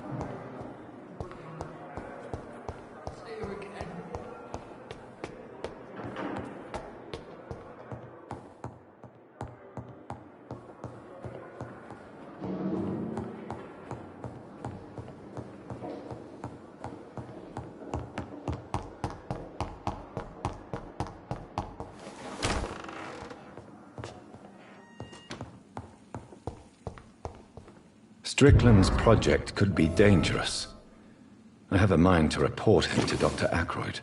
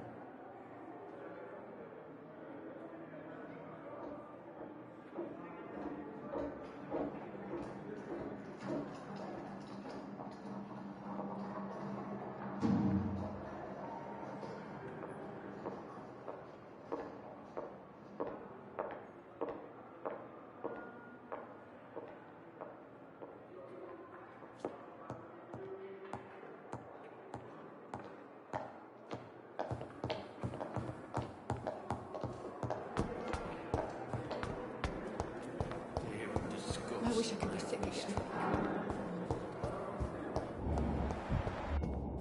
How long must I wait, damn it? Blaming me will not further your agenda, sir. How long's it going to take to fix me properly? A month? But in A year! You have the right to disapprove of our methods, and you will kindly apologize when you're feeling better.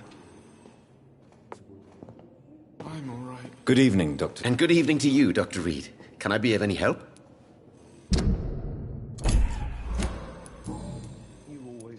Did you know Dr. Ackroyd never reported your experimental research, despite the fact he doesn't agree with it? Really? I didn't suspect he knew about my work. I must confess I am surprised. Perhaps he thinks you should realize for yourself the danger of what you're doing. See how condescending he can be? My God, he can be so irritating. I will not let you down, my boy. I have managed to improve the mixture by diluting it. Have you ever heard of Sir Joseph Francis Olive? Or the placebo effect? No, I don't think so. Why? A placebo is a substance or procedure that has no actual physical effect. You made a placebo of my project. Why? Research has established that a placebo, as long as the subject believes in the effect, can provoke a positive physiological reaction. Really? That's fascinating. And you want me to, what, administer the placebo and see what occurs? Something like that, yes. Well, I'm a bit surprised, but I trust you, Dr. Reed. Please take the key to my cabinet and put this placebo there for future use.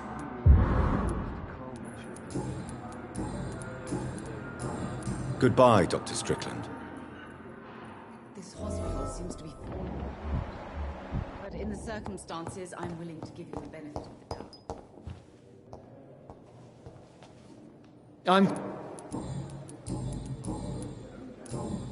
Thank you for your time.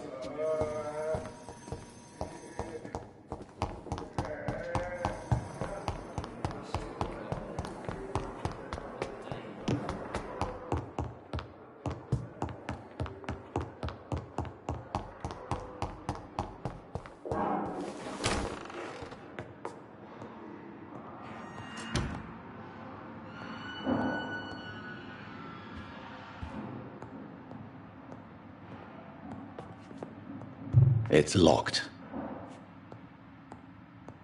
At least Strickland can't kill anyone with this formula.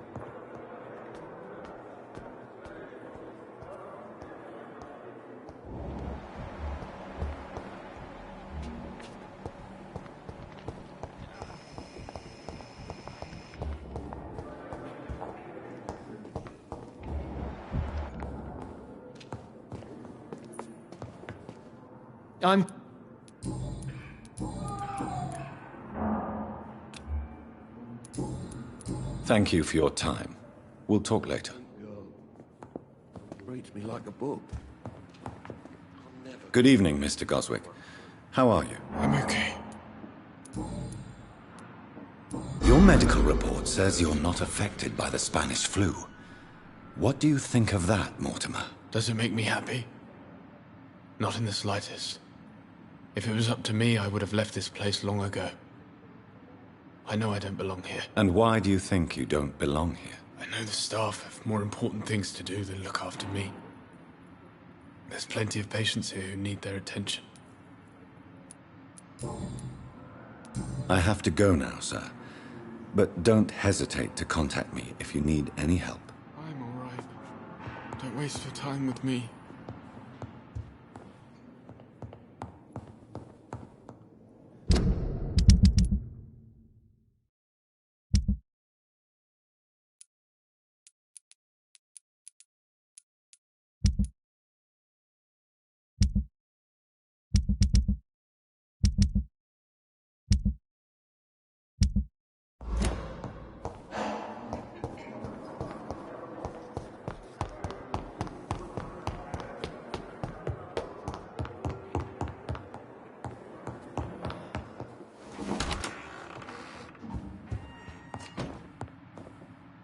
Do you need something, Jonathan?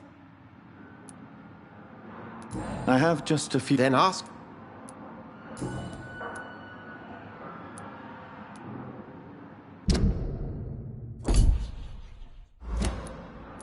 We'll see each other...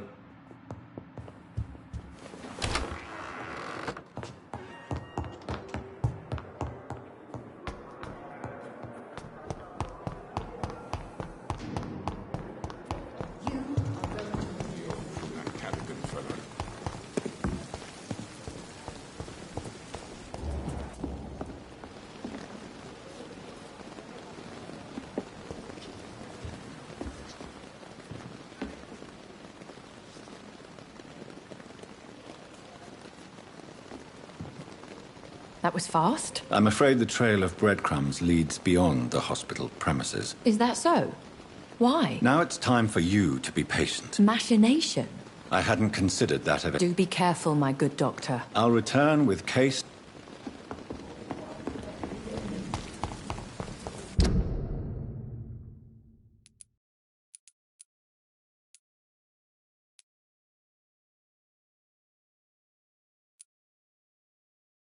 Safer here than anywhere else in the East End.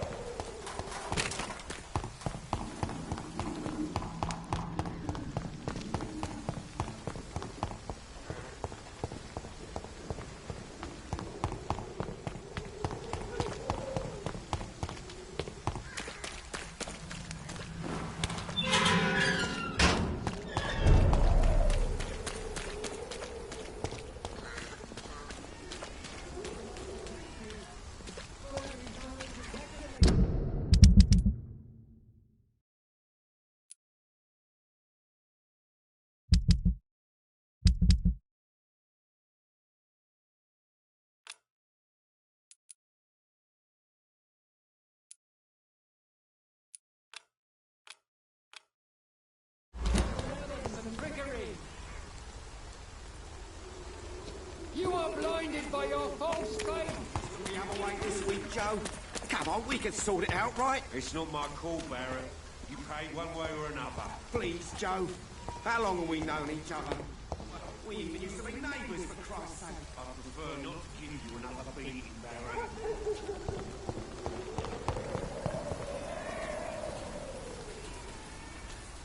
Maybe it's time to see if this Christina is still working nearby.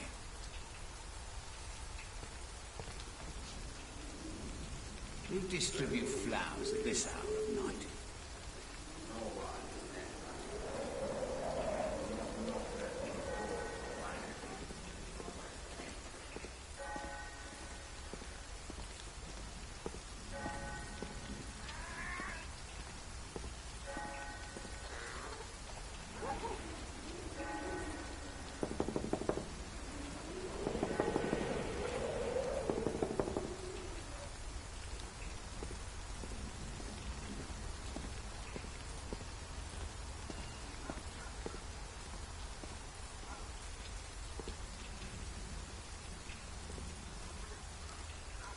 This district seems to get uglier every year.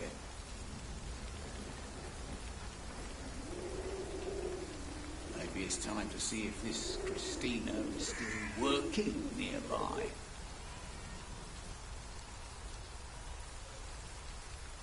A lot of people are talking about this Colossus.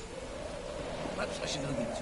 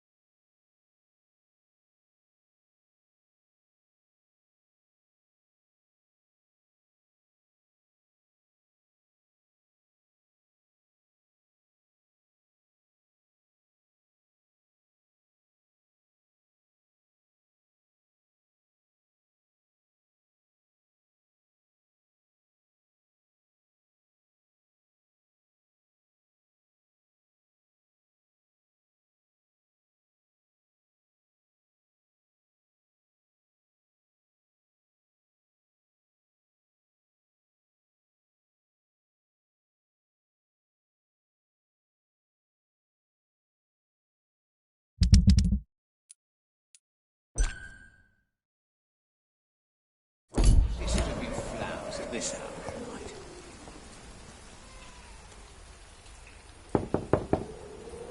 Mr. Petrescu, just 1 minute, please. You again? Go away.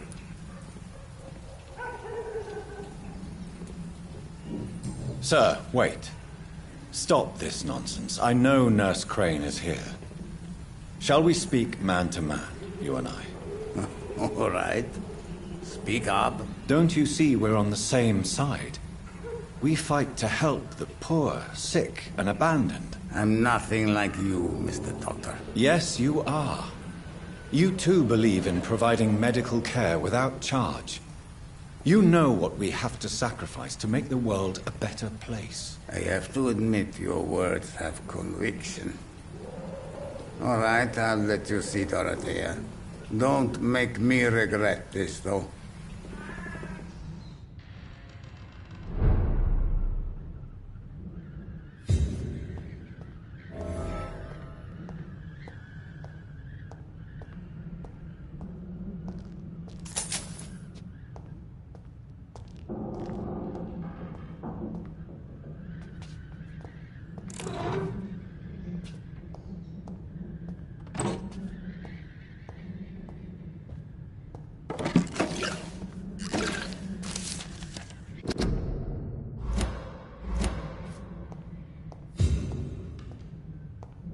It's locked, all right.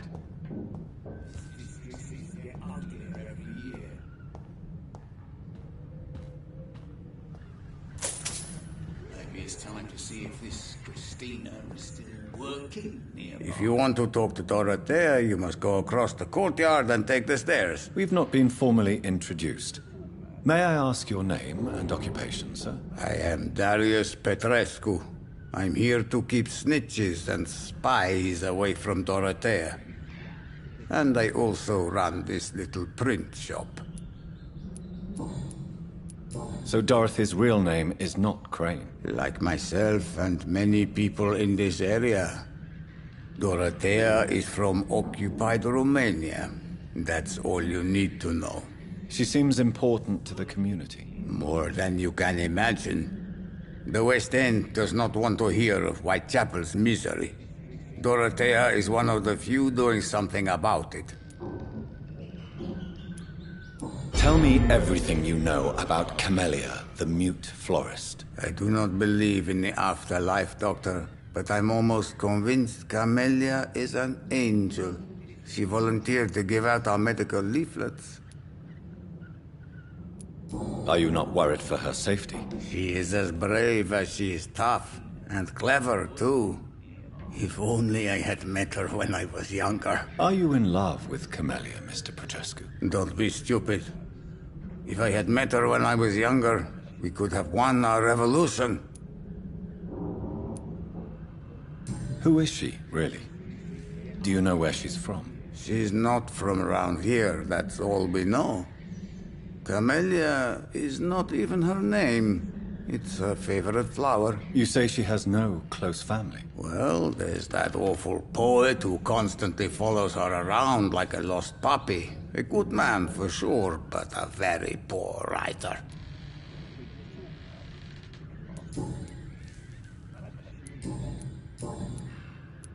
Do you have any family left, Mr. Petrescu? Children or grandchildren? Who knows? I have abandoned my people for so long, they might as well be dead. As dead as I am for them, I suppose.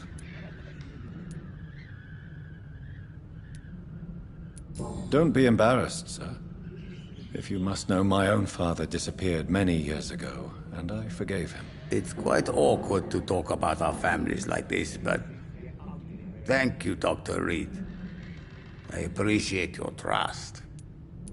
This war won't last forever. Did you ever think of returning to your country now it's free? No. I have taught strength and determination to my sons and daughters. I'm an old, dying man who only has memories of better times to cherish.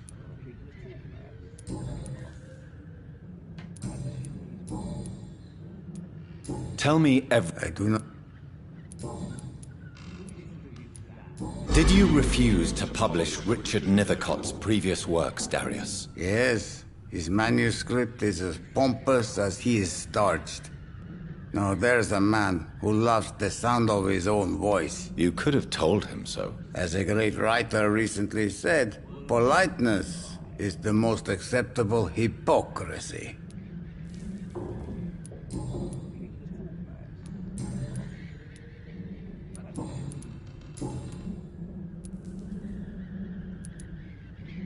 How did you meet Nurse Crane, Darius? Why does she trust you? I'm her oldest friend in England. Dorothea and I share many ideas about this country and about the country we left. You mean occupied Romania, don't you? Even if not directly, I fought against your enemies. Really? Then perhaps you have more in common with Dorothea than meets the eye, Dr. Reed. I know you fought for your country when it was occupied, Darius.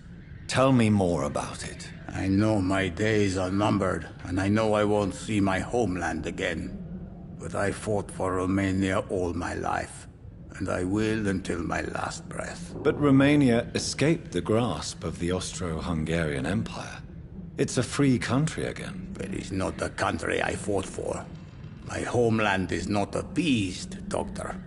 And I still see a dark future ahead for my people.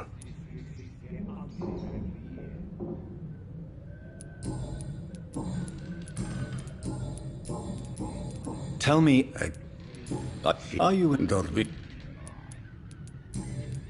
Tell me... I do... Who... You say... Well... Goodbye, Mr. Who distribute flowers at this hour of night?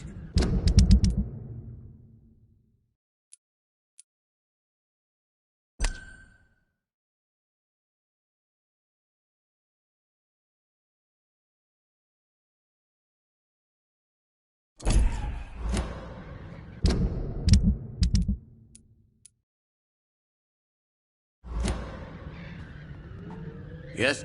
Do you need some... I am... Well, Reed. Goodbye, Mr.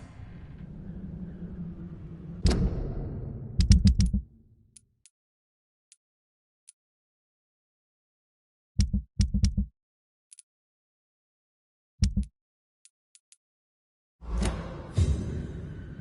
lot of people are talking about this Colossus. Perhaps I should look into it.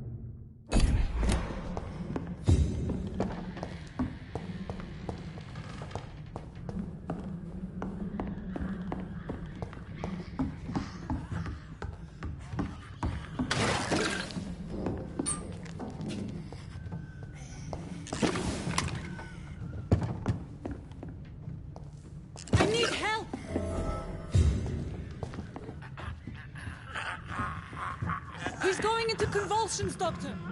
What do we have here, nurse? Patient Razvan Vasily. High fever running on 3 days. Complaints of dizziness, muscle aches, and head pain. Diagnosed with influenza. Treatment? Aspirin and salicin for the fever and discomfort. Liquids for dehydration, but he's having trouble keeping even water down. Thank you, nurse. Anything else I should know? He did lose consciousness this morning, but he's never had convulsions like these. He's not convulsing, he's choking. He's not getting any air. Scalpel! Hand me that scalpel! What can I do, Doctor?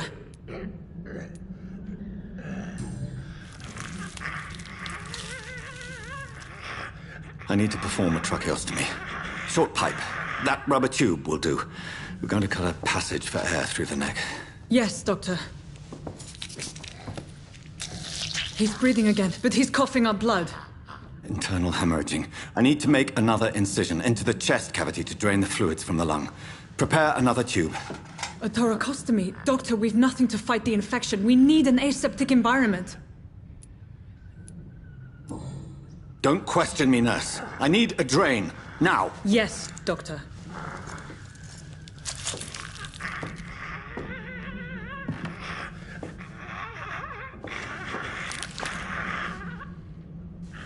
He's still bleeding, Doctor. I'm losing his pulse. The drain must have punctured the intercostal artery. There's too much blood. Are you all right, Doctor? I can't see.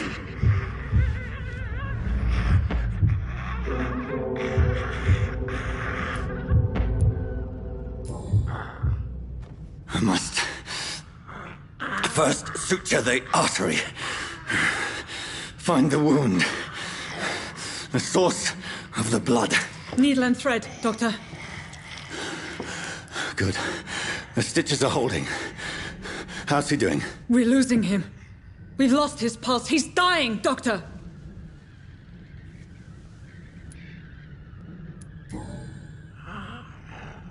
A dose of epinephrine, now. Yes, Doctor.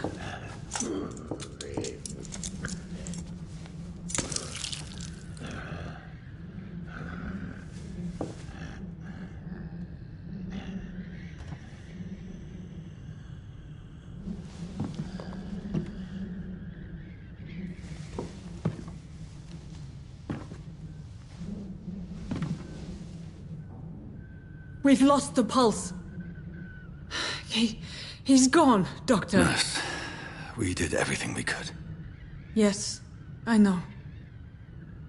You are true to your reputation, Dr. Reed. Dedicated and precise. No one could have done more. This was not an influenza-induced seizure. I've never seen symptoms like these on the continent. Neither have I.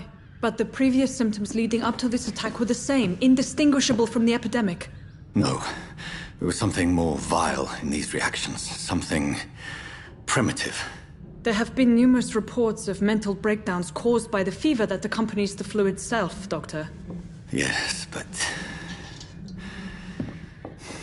I'd best take some samples of the blood for analysis.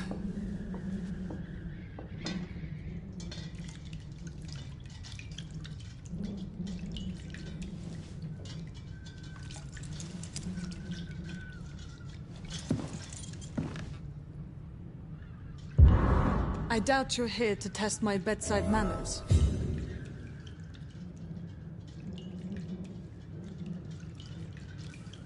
To what do I owe this courtesy?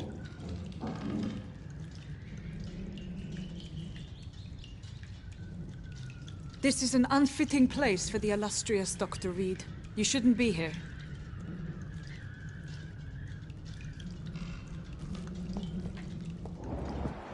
Razvan was getting better with the treatment. I don't understand.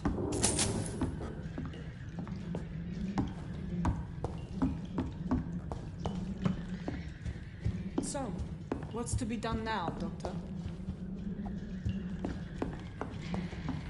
I suspect it was more than intuition alone that led you to us. So, how might I be of service, Dr. Reed?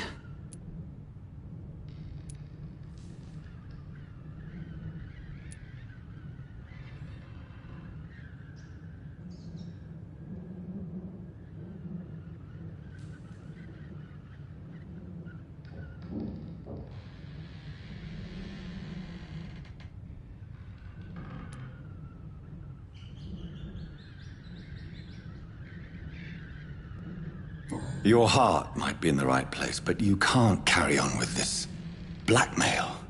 For God's sake, Dorothy, it's extortion. It's a serious crime. Doctor, you think your warnings scare me?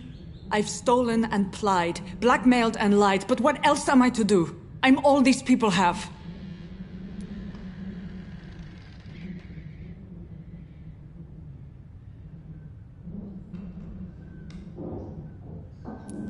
But why Lady Ashbury? Why her, of all people? She's pristine and proper, all right. But that she-wolf in sheep's clothing murders the poor for sport. I have her where she belongs, and I'll milk her for all she's got. Dr. Swansea is a sensible and honest man. He wouldn't have refused your friend's care at Pembroke. It's easy for you to say, Doctor. These people cannot go to the police, nor to the hospital. They don't even speak English. They depend on me for everything. So, the end justifies the means. Is that your defense? I know you're kind, Doctor. Just another fine-heeled, silver-spooned gentleman who was given the world on a platter. You know nothing of poverty. Nothing of the shame, the hunger, the loneliness. You've convinced me of the sincerity of your actions and their noble justifications. But all the same, blackmail is a crime, and it will stop, Nurse Crane. So, are you going to turn me over to the authorities?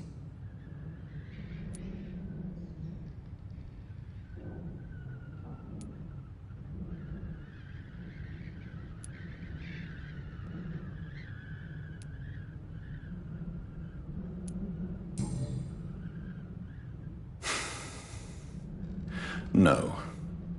Your place is here. Jailing you would be an even greater crime. So, here is my proposition. I'll look the other way on your little enterprise. In exchange, you will resign from the Pembroke Hospital and provide me with medical supplies when the need arises. Dr. Reed! That sounds like a business proposition. My accomplice, then? No, just a privileged client. My research may require the occasional rare piece of equipment or ingredient. I'll pay good coin in exchange, fair and honest, to help finance your noble endeavors.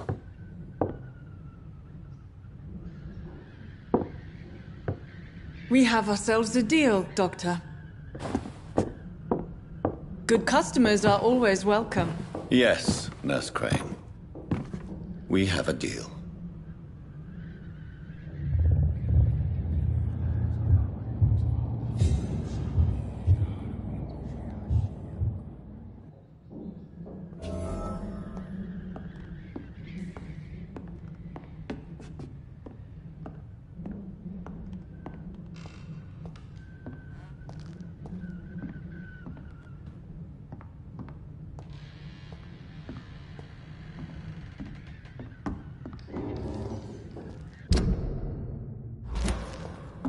It's locked.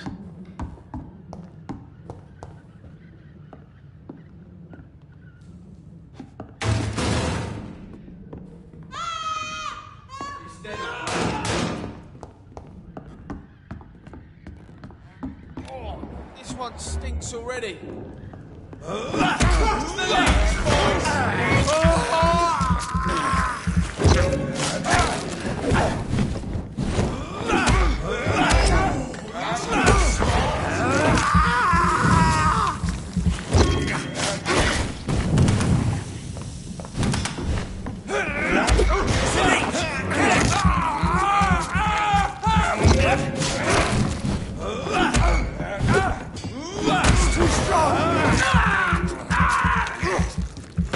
Shit, that leech is coming!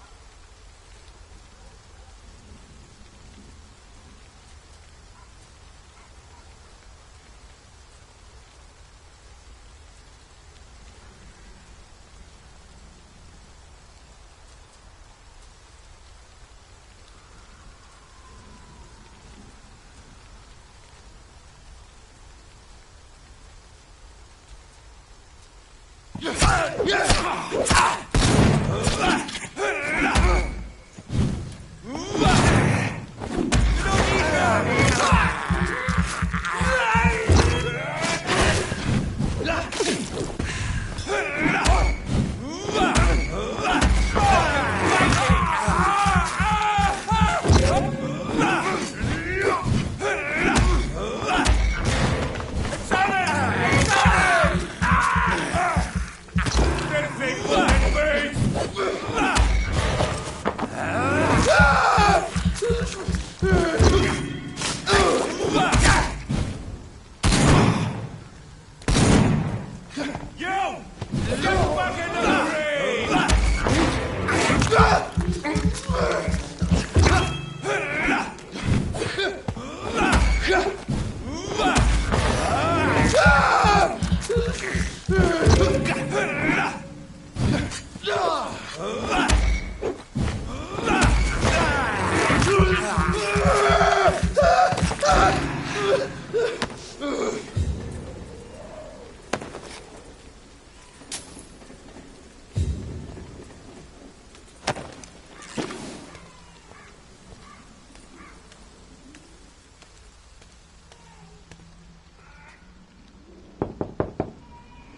Hello, Mr. Petrescu. Hello, Dr. Reed.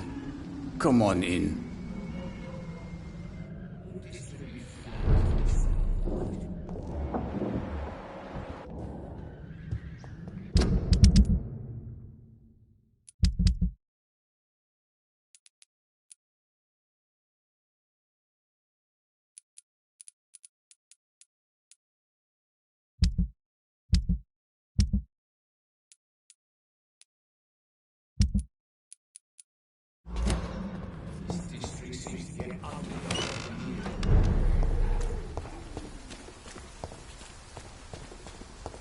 Maybe it's time to see if this Christina is still working.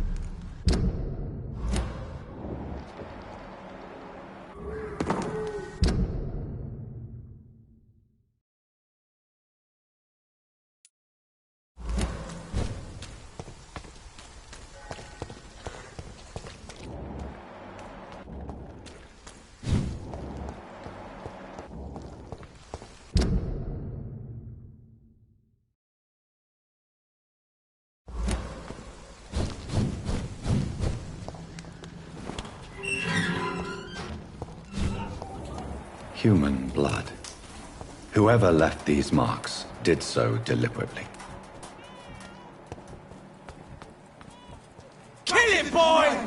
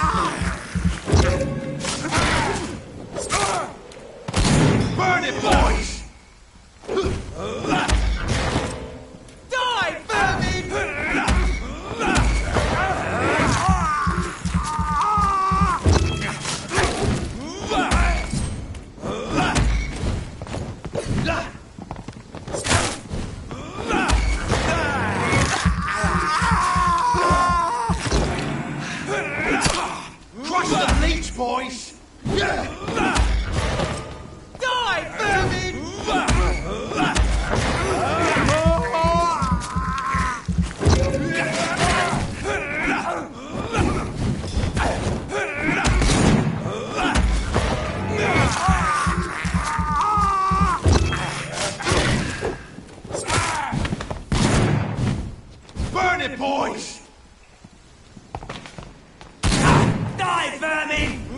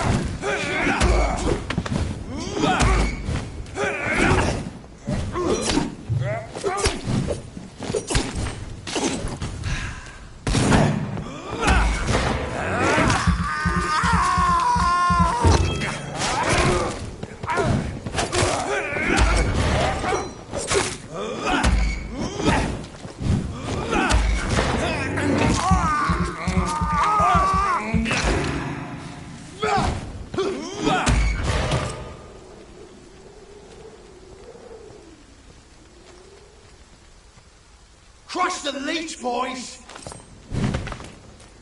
Die, vermin!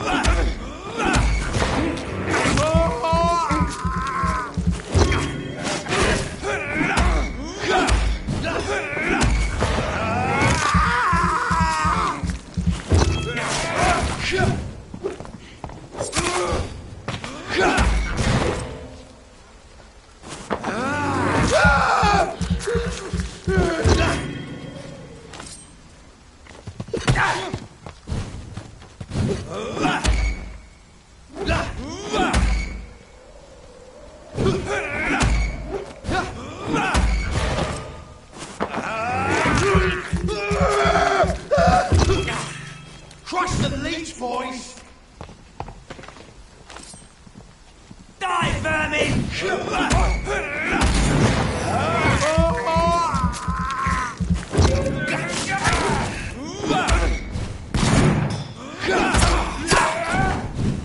Burn it, boys!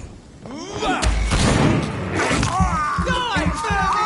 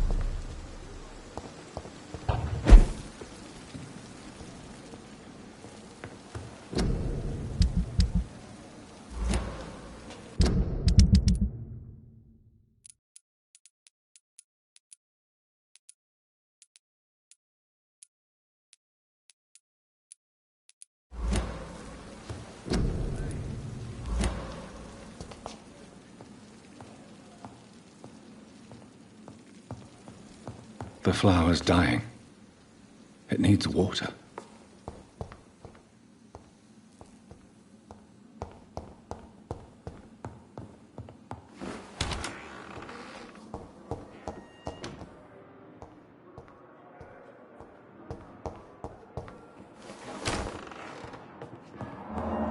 It's locked, all right. It's locked.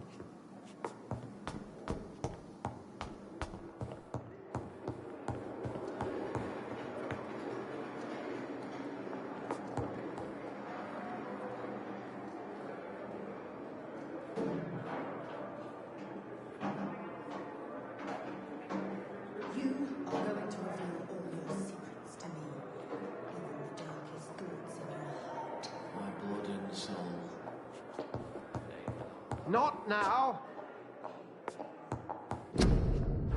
Please come back later.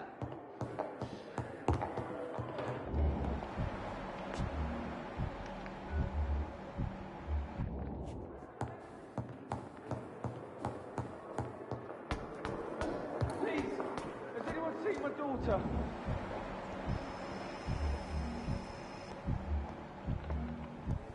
I wish I could be sick again.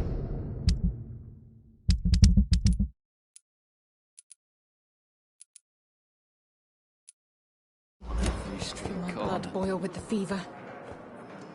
Good evening. Soldier. Not real. As a donkey. Goodbye.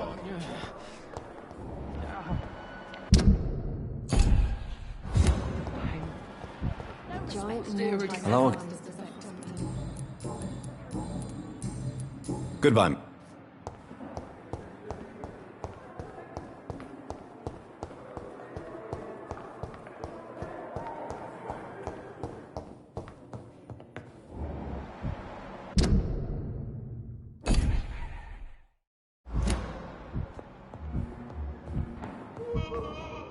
I'm quite... Do you need my... Don't be rude. Then you are... I wish that... Thank you for your time. We'll talk later. Good evening. Good evening. Is there anything else? Really? Goodbye. You always knew the words to calm the children, Helen. As for me... Good evening. Do you require... Do you know? This... Well, at least... Goodbye.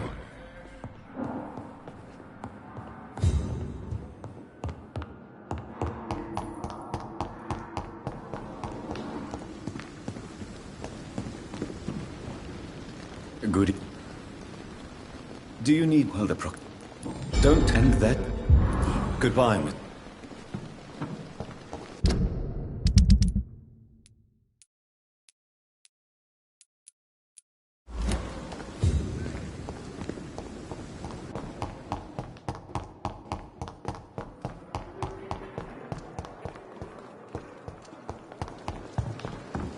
Just a dozen years. Good evening.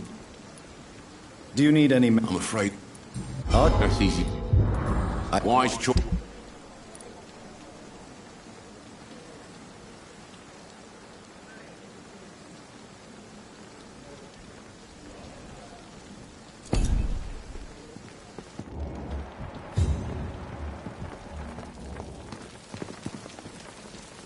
Good evening. Do you require... I will be... No. I'll try... Goodbye.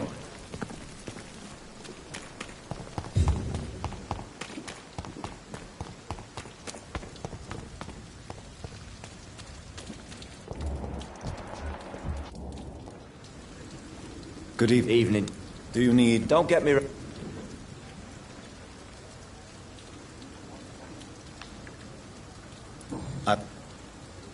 Goodbye.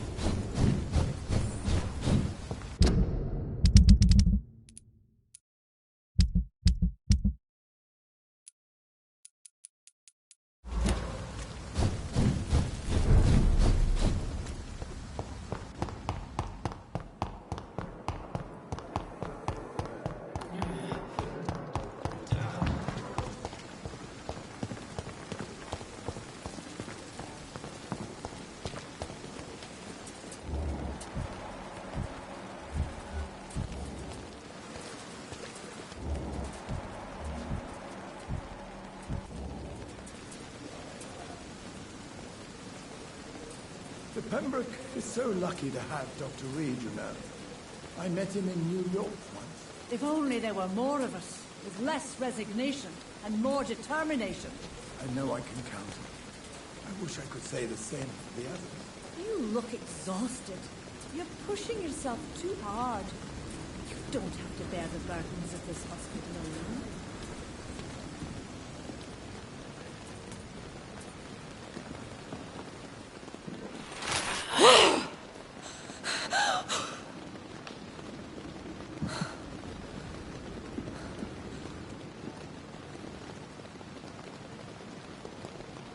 I would ask you to avert your eyes, sir. Or did you not know it was rude to stare? I knew it. Speak up, Dr. Reed. I like a man who speaks his mind.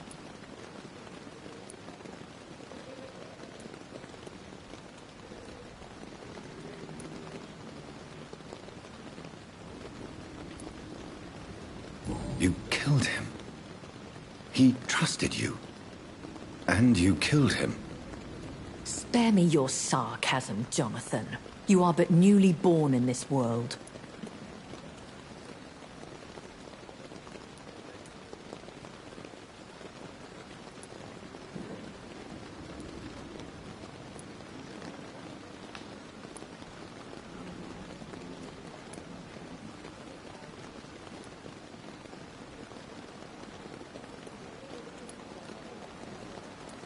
No need to apologize, my lady. I know exactly what you endure. The situation is somewhat awkward nonetheless. I have not been observed sustaining myself for many decades. I have to say I'm a trifle embarrassed. Anyway, I have concluded my inquiries concerning your blackmailer. I see. Please excuse my agitated state. Under normal circumstances, I wouldn't let anyone see me in this condition. I must confess I have not put an end to the blackmail, my lady. Unfortunately, I could not bring myself to do it. I'm so disappointed in you, Jonathan. I didn't expect this from you. Lady Ashbury, you yourself admitted how ridiculous the sum of money was. I can assure you, it was all used for charitable ends. Well, you are full of surprises, aren't you, Jonathan? All right, say I trust you, but you will still pay the ransom. That is only fair. After all, it was you who failed to bring this problem to a satisfactory conclusion. I believe I could agree to that. And since a lady always keeps her promises, I will now answer any questions you may have.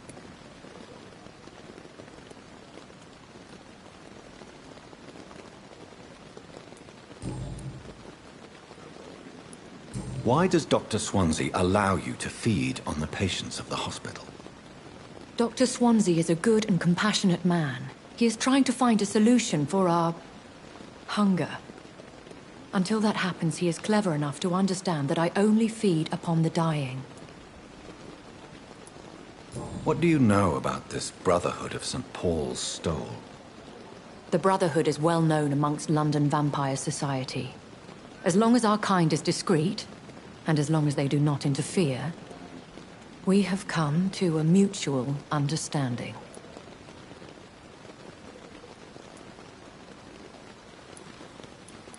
And no one suspected you of the murders? As you well know, suspicion has recently fallen on me of killing for pleasure. But you have my word, Jonathan. I take no pleasure in taking a life. I know this is beyond the pale, but may I inquire your age? Really? And I thought you were gentlemen. If you must know, I'm 27. I've been 27 for a long time now, and 27 I shall remain. Very well. But I believe there is more to this than you are saying. A lady has to have some secrets. And who bestowed upon you this eternal youth? My maker. He left this isle a long time ago.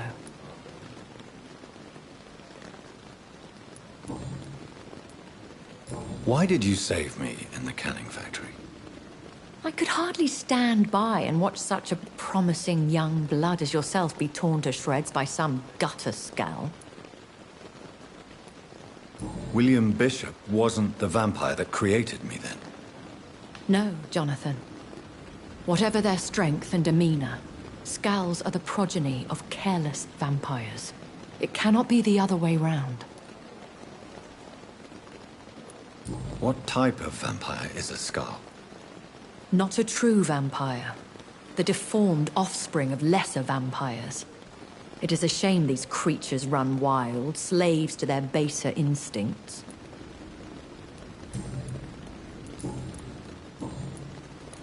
I've been away from London and England for 3 years. This isn't the city I remember. Things have gone from bad to worse here, Jonathan. I've lived in this city for a long time, and I've never seen it like this. The Spanish flu has hit London that bad? Yes, but it's not just that. I've heard things. Things I've not heard for a very, very long time. There are whispers in the shadows. Something far worse than the Spanish flu is here in the city. What is it you fear? Fear has long since flown this form. But there is something malevolent circling us. I feel fear is merely waiting in the wings. Are there many vampires here in London? Immortals are of a rare breed, and we often tend to hide. But you may occasionally meet some of us at night. Do you know any of them? Have you an idea of the identity of the vampire who attacked me? You mean your maker? No, Jonathan, I have no clue. But I fear he or she is as careless as cruel. To let you discover your new condition by yourself. What do you mean? Every now and then, you may discover an immortal in the deep of the night. But we are a rare and reclusive breed. Our progeny is almost never accidental. Will they all be as affable as you, my lady? I do not see why not. But remember, even the shark smiles before he bites. That sounds like a lesson from experience. Vampire politics are as intricate and sometimes tedious as a game of chess in a gentleman's club. I've learned from experience it is best to decline to play. When I awoke, changed, I was chased and attacked by vampire hunters. Prepared and well-trained. Though I can't be certain, more than likely it was the once glorious Guard of Priwen. Once glorious, but still dangerous. They have seen better days, but all fanatics are dangerous. You would be wise to stay clear. They are sworn to destroy our kind. You make them sound like some sort of cult. More a society. And like all the best ones, a secret society. I thought them almost gone, but it seemed they have been recruiting.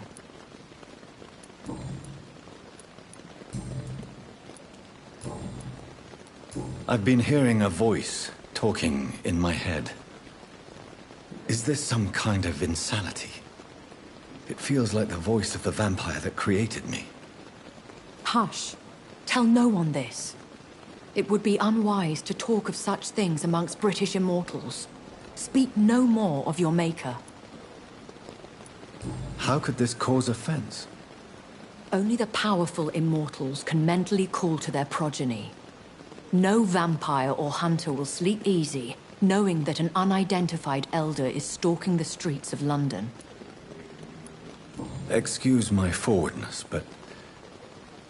are you my maker? Me? Goodness, no. Only a foolish immortal would create a progeny without taking precaution, and I'm no fool. A vampire? Is that what I am? What we are? Such a crude word, defined by penny dreadfuls and drunken hacks. No. You are now an Ekon, and that you shall remain. Are you an Ekon too? Yes, I am. We are the closest thing to what man refers to as vampires. Forget what you think you know about us. So we are Ekons. How can I identify us amongst other vampires? How to put it? All Ekon are vampires. But all vampires are not Ekon. We are but a branch of the immortal tree. I don't understand. Why was I created and then left for dead? That is a question only the one who made you can answer. It's not normal practice. I doubt even if you find him, he will answer you, considering how cruelly he treated you. So me being a vampire could have been a mistake. I very much doubt it, Jonathan.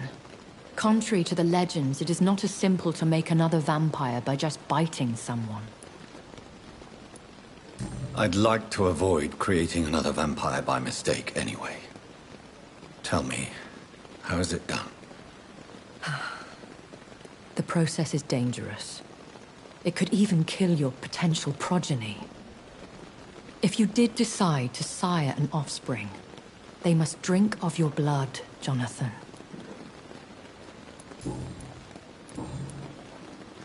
I bid you farewell. For now, my lady. I must quickly analyze the blood I took from Nurse Crane's patient.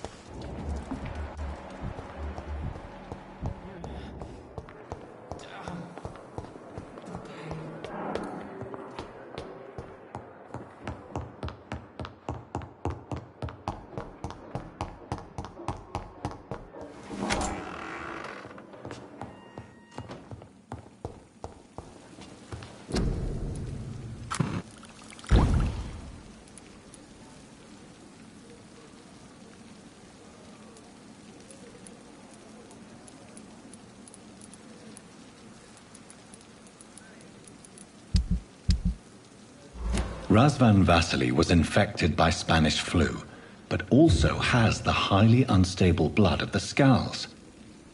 Is the London vampire epidemic transmitted through the flu? I should talk to Dr. Swansea about it.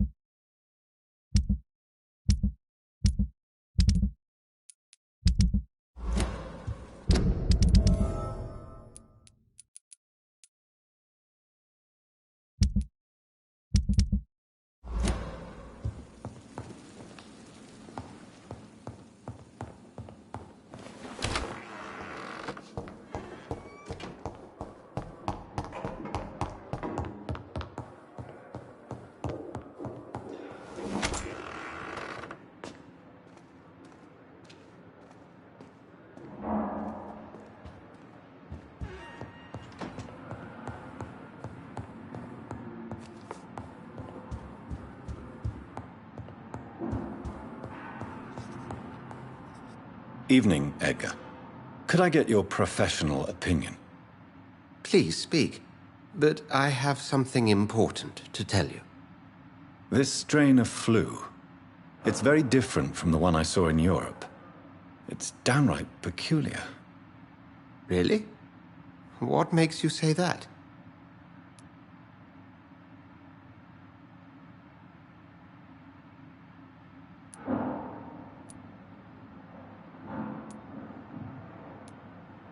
I've just looked at the blood of one of our recently deceased. I see. Do you have anything more to go on? This disease spreads and looks like the Spanish flu, but its effects differ greatly. The London strain is different from the continental one. This is very interesting. Did you find something else? Yes. Unlike the flu, the infected begin to show an increase in outwardly aggressive behavior. More than simple agitation. Once docile people become violent. You mean like rabies? Is there a chance we could create a vaccine, Jonathan, like Pasteur? By the stove, that would be smashing. There's a lot we're not seeing here. But it is spreading, and quickly. If we don't act, the whole city could be lost. But Jonathan, we've a fantastic opportunity sitting right here in front of us. A weapon of choice. What on earth do you mean? Why, you, my dear boy. With your expertise and your blood, we could isolate the properties that course through your veins. Think about the possibilities.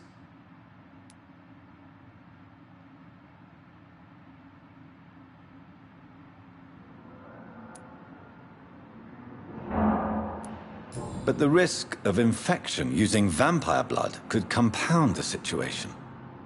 I know, but your blood now carries remarkable regenerative properties. With our minds and your blood, there's nothing we couldn't cure. We'll discuss this more later. Thank you for your time. No, thank you, Jonathan. But as I said, I needed to talk to you. I have some rather bad news. Yes? I'm afraid it's your sister. My sister? She's to be buried this evening at Whitechapel Cemetery. Your mother published the obituary this morning. I see. I'm sorry, Jonathan. Please accept my condolences.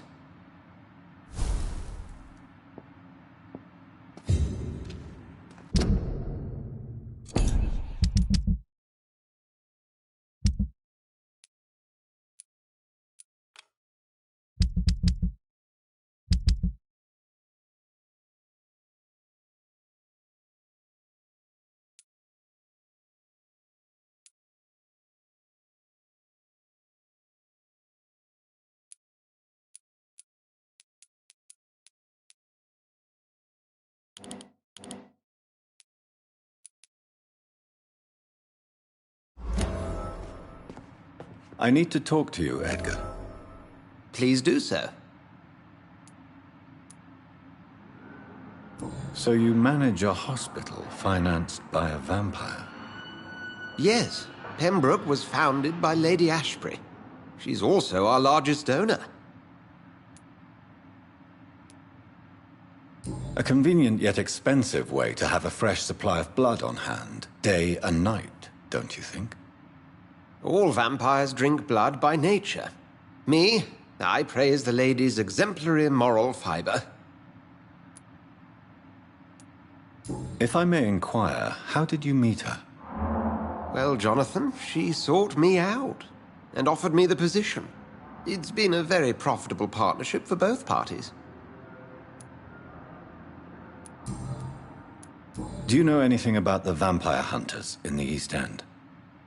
Without a doubt, it's the Guard of Priwen. Zealots to the last man. Where do they come from? Once they shared the Brotherhood's ideology on non-intervention, but they concluded vampires were a scourge. They're definitely well organized and equipped. They're extremely dangerous and not to be trifled with. To them, you're a feral beast, and I, your accomplice.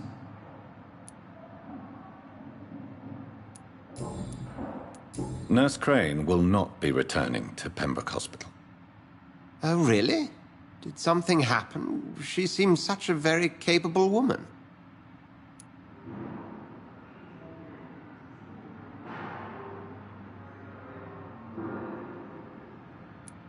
Perhaps too capable. Nurse Crane also ran an illicit dispensary in Whitechapel. I had to ask for her resignation. I see. Well, we'll just have to manage without her assistance. We'll talk later.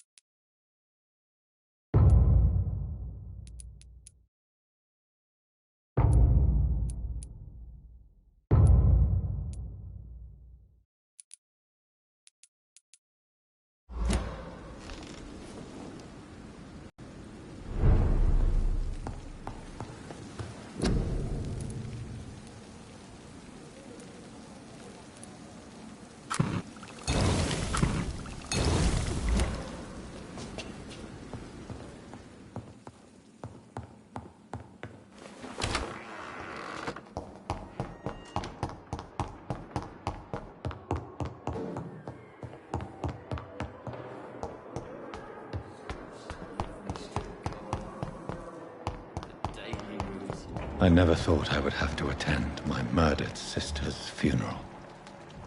Mary, I can't forgive myself. I'll find the truth about what happened to us. Good evening. Good evening. Do you require... Thank you. Goodbye, nurse.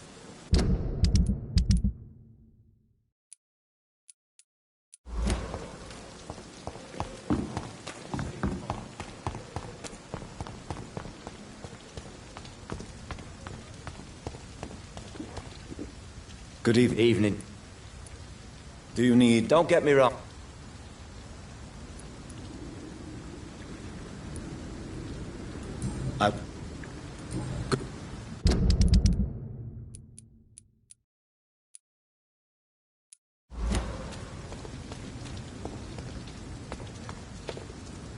Hello. Good evening. Do you need... Afraid so. Your work. Goodbye. It's really pissed me off.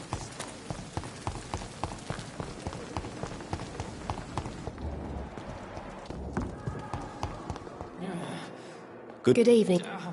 Do you need... I'm afraid... No. Thank you. Good.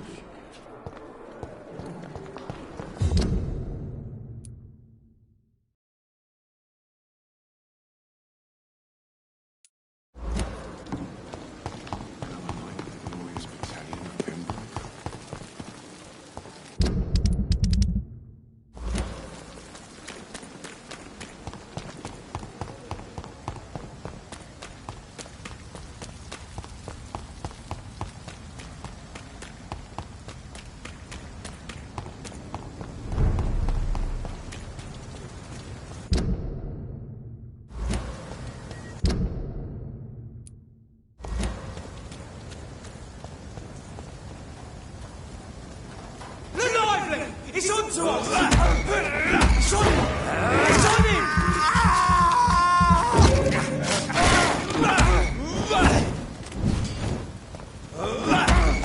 Watch out for that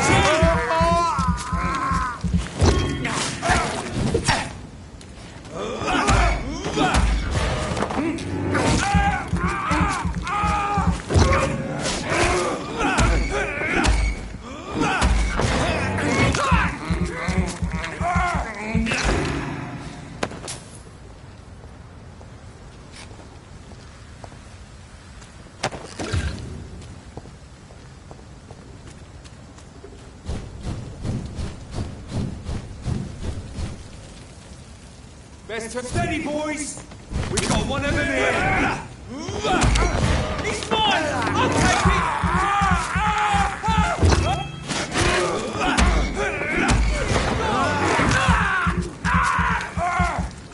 Oh my God!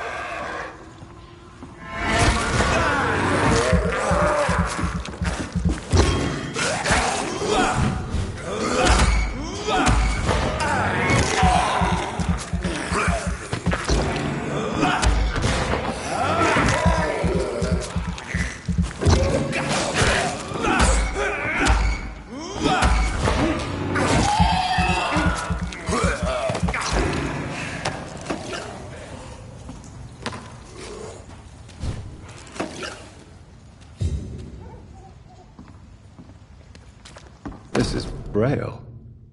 I need someone who can read this.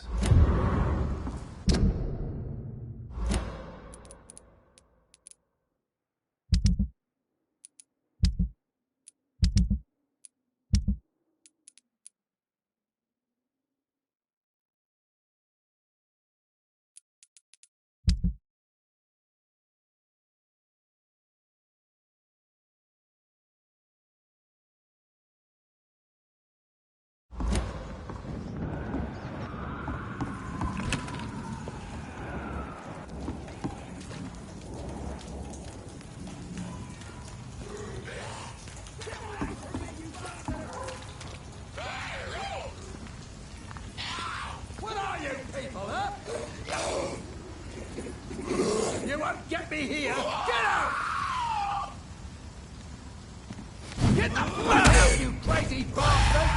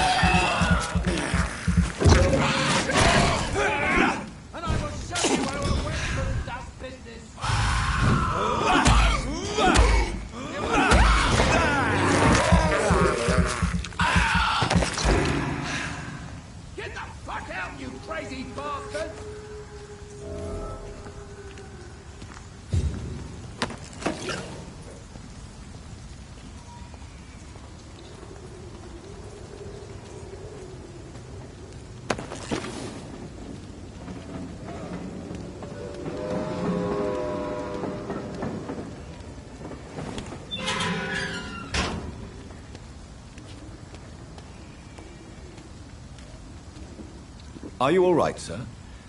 What are you doing in a place like this? I'm not sure that's any of your business. I hope you realize that staying here will put your life at great risk. Pah! I'm not afraid of these guards of Priwen, or whatever these thugs call themselves. I can still kick some respect into those youngsters. I wasn't specifically referring to them, but are you really after these men? Why? They took my boy! I've had no news since he joined that crazy gang. So I decided to come and find him myself, to get some answers. I see. But as I said, your life is at risk if you stay here. And I'm not referring to the gangs either. You should leave, sir. Well, this part of town used to be nicer, let's say. Perhaps you're right. This isn't the best way to save Andrew.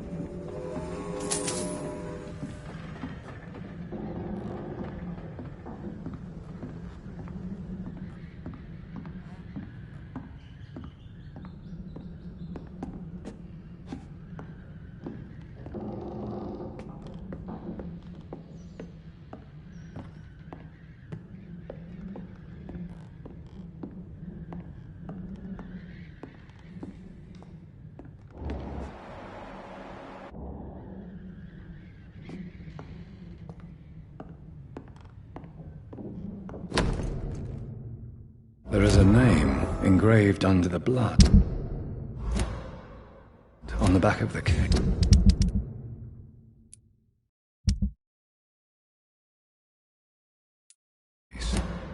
Jack Gillingham. Maybe I should return this watch to his family.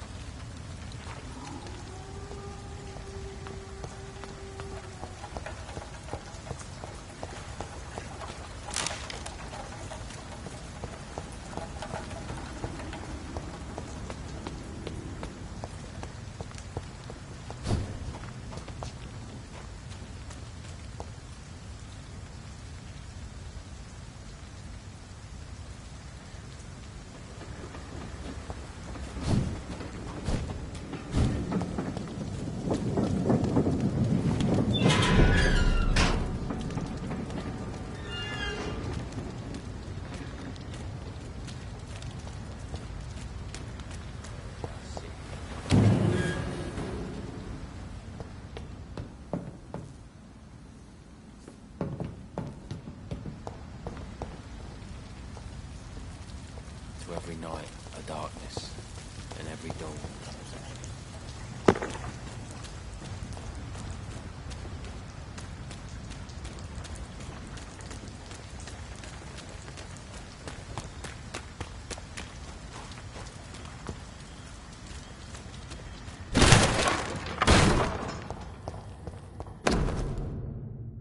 From Seymour to my beloved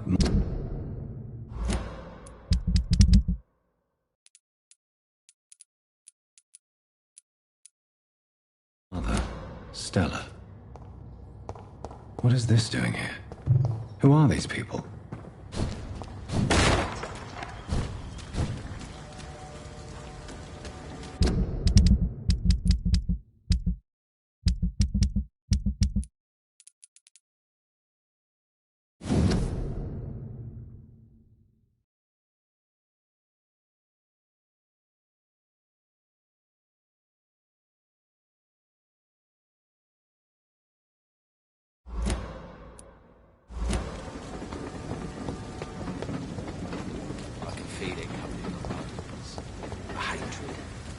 A wave of bitter death will drown purge our city in wrath.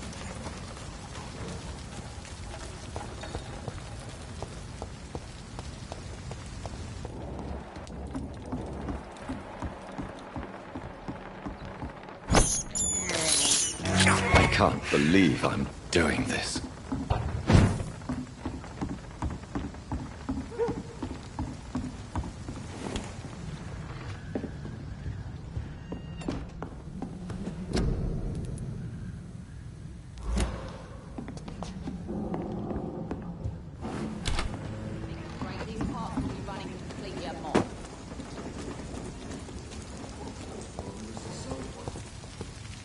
Good evening. Whatever. Don't you recognize me? We met a few nights ago. Dad. Yes, you had definitely drunk. I'm Dyson Delaney. I'll try. Inebriationist. Yes. Take the... Hey, Doc. Goodbye.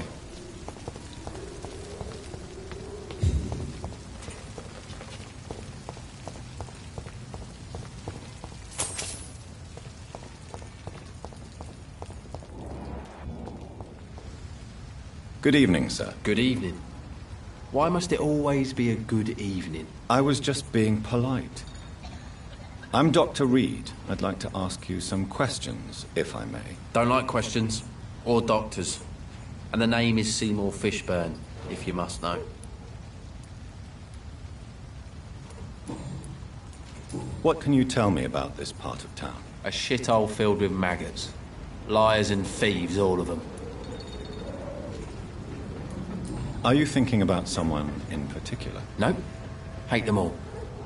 Especially these petty, whining little shitbag beggars. Is there no one who deserves your leniency, then? Well, Tom from my local is somewhat of a decent bloke. At least, unlike most maggots, he knows how to listen without opening his trap. What's your occupation? I take care of my mum. It's what I do. She's the only good thing in my life. Even though I don't treat her so good. You seem upset. Is something bothering you? I lost the necklace I bought her. I'm a fucking idiot. A worthless idiot. Sometimes it's hard to be a good son. I just want her to smile. No, I was thankful for her patience, appreciated like... God knows she deserves it.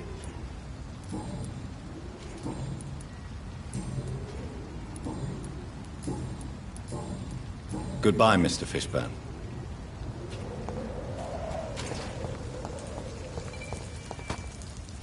Hello, boy. Hello.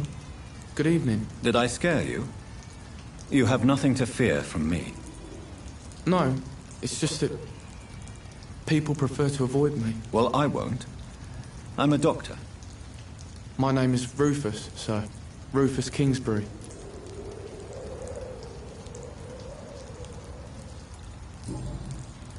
What can you tell me about this region? It's all about staying out of trouble. But since most people prefer to avoid me, it's pretty easy. Why do people avoid you? They call me Rufus the Curse. Around here, I'm a bit of a bad luck charm. Have you ever thought about leaving? Where else would I go? At least I know these streets and some people around here. This is my city, for better or worse. What do you do around here, Rufus? I listen to the news on the docks, sir. And I smile at those kind enough to spare me a bob. Do you have a job? It's hard to work, what with my head and all. Since I was a boy, I've always had trouble remembering what I do and why I do it. What do people say about this place? Things have been tense between the wet boot boys and the communists. They both feel they should run the docks.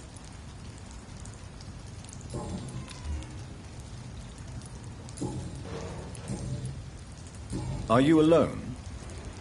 Where is your family? I don't have any. My parents are dead. So you have no home? You're sleeping rough? No. I mean, yes. I live on the streets. I have no home.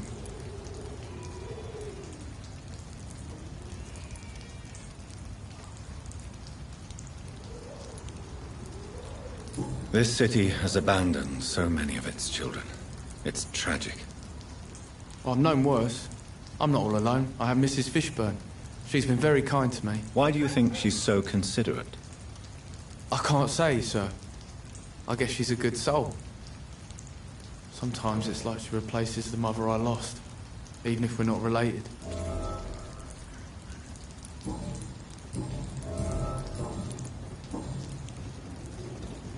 So long, Rufus.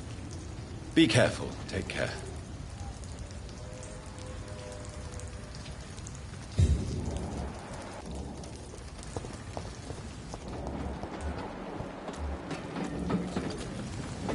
Maggots and liars.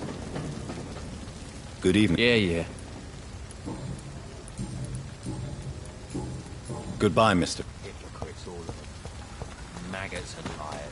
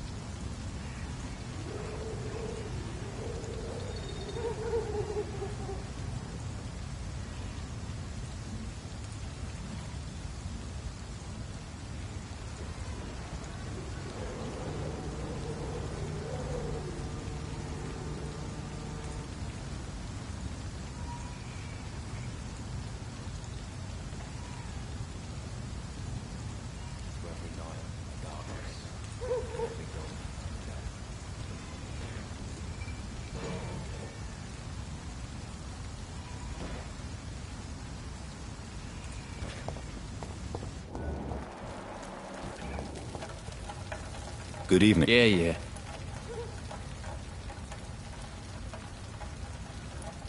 I have retrieved the gift for your mother, sir. Great. Give it here then and take this for your trouble. I also found the corpses. The ones under which you left the necklace, Mr. Fishburne. Ah, so that's where I left it. I can be a bit stupid sometimes.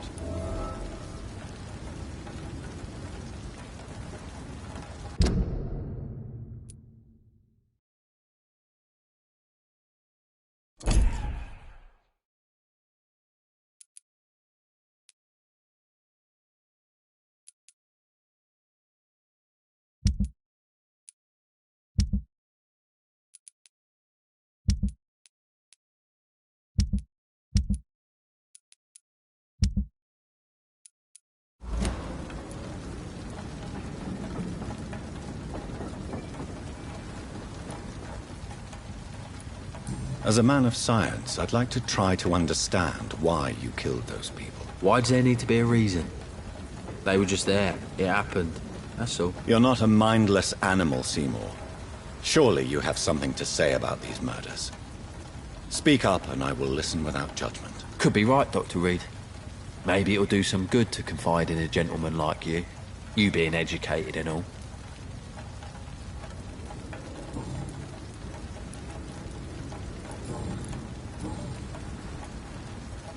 Tell me about your victims, Seymour. Who were they? Why them? Was there a link? Why should there be? They just kept getting on my nerves at the worst times, that's all. How many? How many victims? It's not like I keep records. It happens when it happens. You feel nothing, do you? No empathy for your victims at all? You seem pretty calm yourself, don't you? We're not talking about me. That right? Well, our calm's the only thing we have in common then. Did you take pleasure in killing them, Seymour? All those people, all those lives extinguished. I take no pleasure from it. Just gives me peace. Stills the anger. For a time. This rage you feel, have you ever been able to control it? Resist it? I tried. For my mum, I tried for her. Telling the truth made me feel better. For a while. Don't you think you should seek help? Talk to someone you trust, someone who cares about you. No. And don't dare speak about me to your colleagues either. Keep your mouth shut tight. Especially about my mum. Why is your mother protecting you, Seymour? I'm her son. She's the only one who knows me. Sometimes I think she knows me better than I know myself. I understand you love her, but can't you see the awful situation you've put her in? Do you think my mum would have a better life if I were dead? She seems so sad to know me sometimes.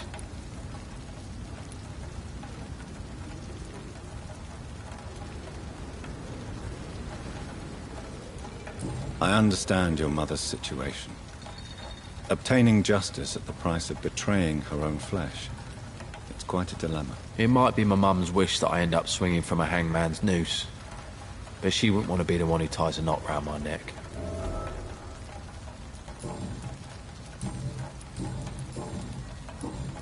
Goodbye, Mr. Fishburne.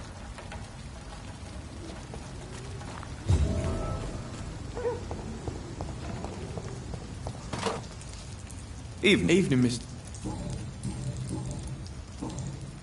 So long.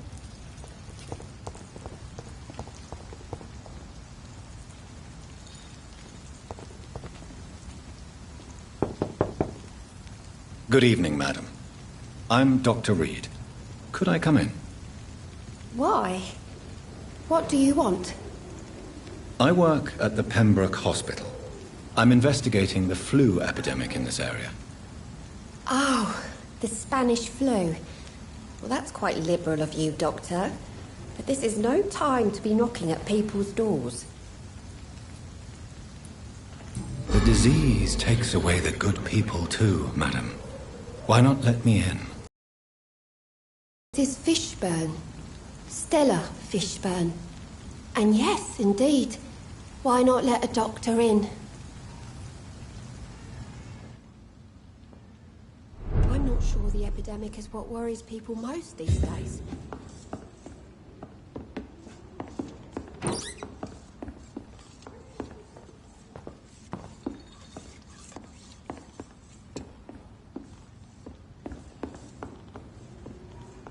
I can't remember the last time I had a good sleep. I've been nothing but worry.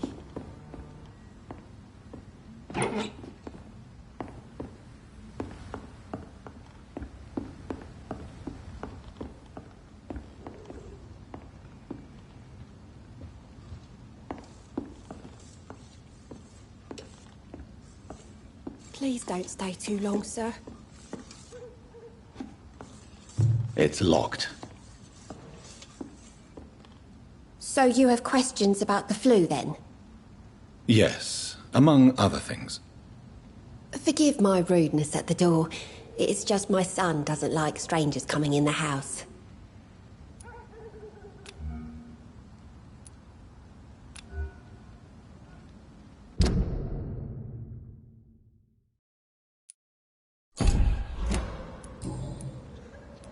How is life around here?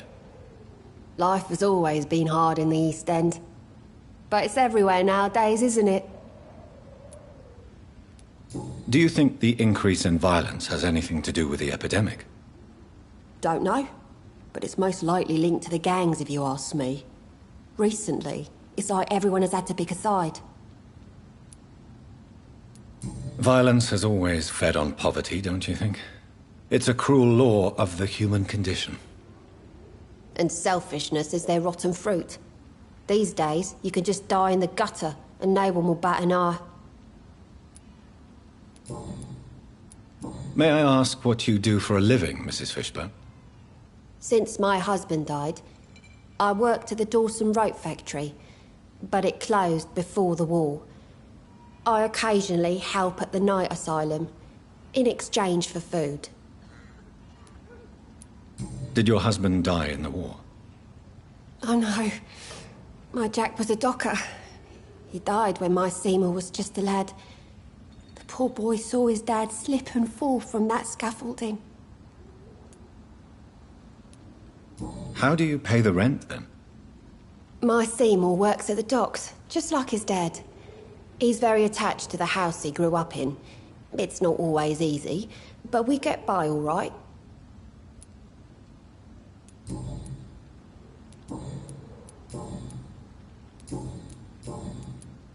The orphan that regards you as a mother. Please tell me about him, Stella. You mean Rufus? I wish I could do even more for the poor boy. Most people are so selfish. But you're not.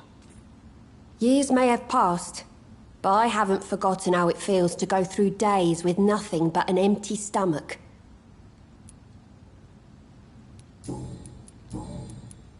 Your son's gone way beyond simply bullying people. He has a taste for blood, and you know it, don't you, Stella?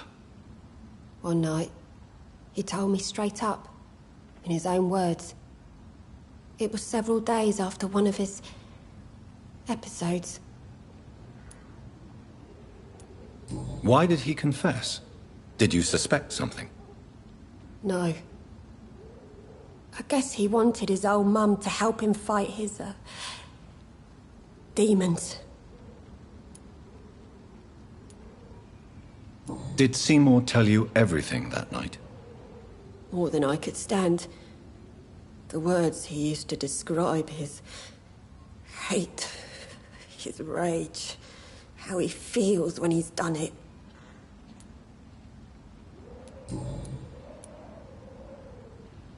Stella, I know you are ashamed of your son's crimes. So why do you protect Seymour? I can't report my own son, can I? Not a burden I could bear. Burden? How do you mean?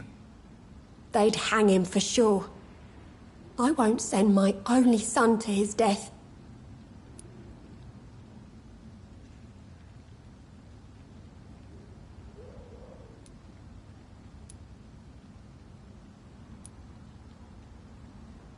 I'm convinced you raised Seymour the best you could. You're not responsible for what he became. If someone ever found the courage to speak to the police, I will take my share. Tell me about these demons Seymour needs your help to fight. Seymour used to be such a happy child, and he is still a helping son most of the time. But when he gets angry, he can hardly contain his rage. All men and women are born innocent, Mrs. Fishburne. But there can be a monster within any of us. Do you think he can be cured, Doctor? Do you think something can extinguish this rage inside my Seymour?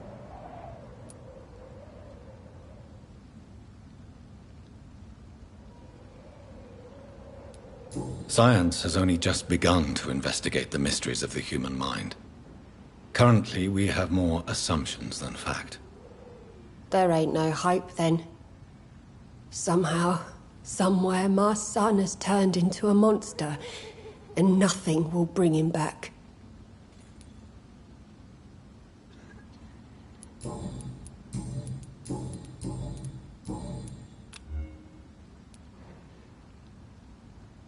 Goodbye, Miss Fishburne. Take care of yourself.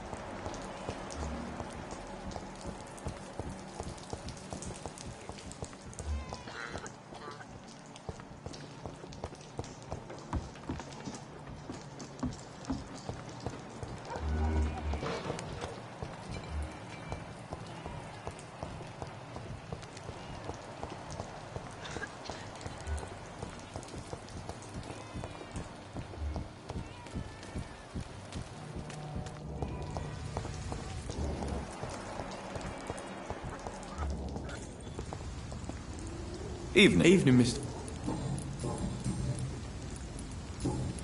So long.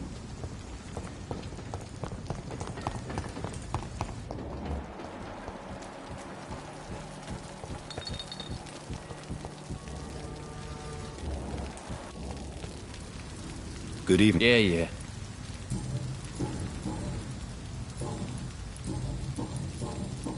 Goodbye.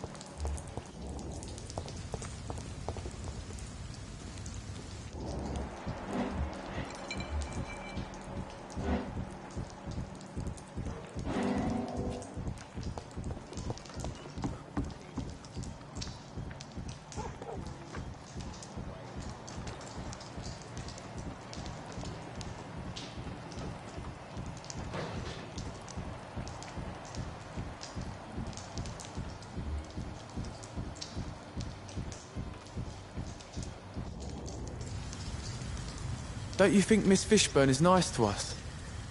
But I always have the feeling she's hiding something. For now, you're still the only real friend I have, Jack.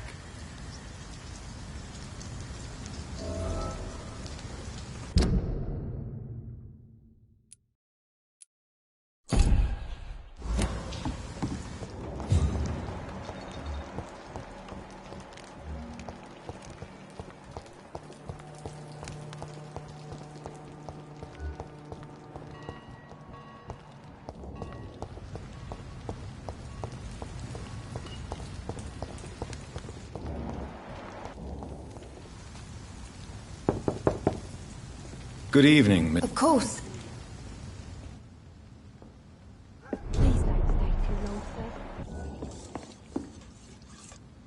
What can... Goodbye.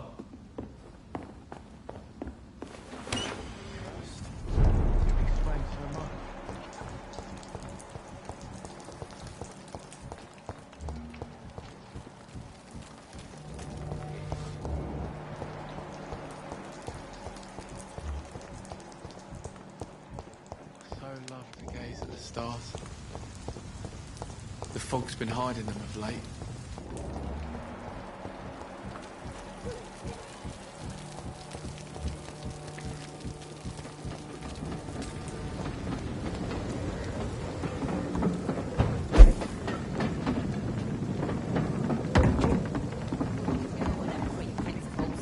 She's got no idea who she's dealing with.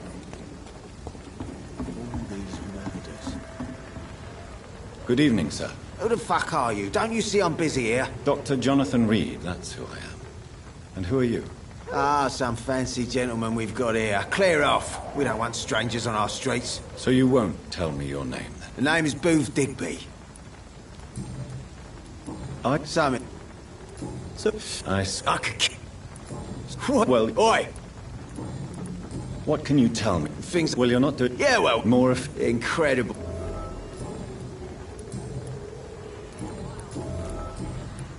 Goodbye.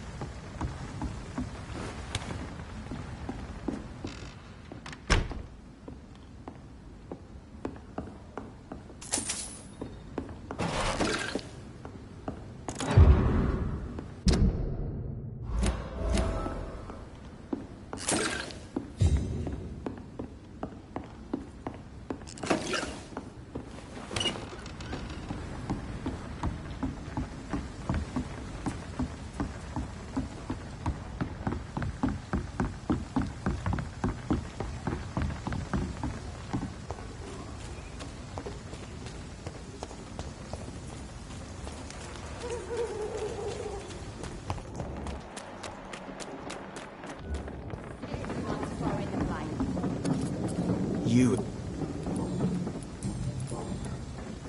I know you're... It's just an idea. Goodbye. Good evening. Who are you? As I just... The Pembroke Hospital. I'm not here to... Miss Edwina. What? I'm a bit... Gang member? If you're... I'm... Fair. That's exactly... What? You can't... But... You take whatever.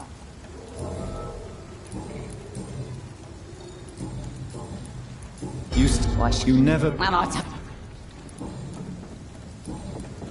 Ooh. You have... What is it?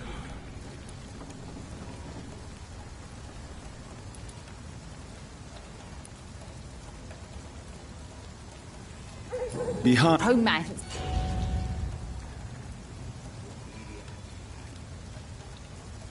Ooh. You have... What is it? Behind... Home man. The bath... What? So... No. So... Goodbye, miss.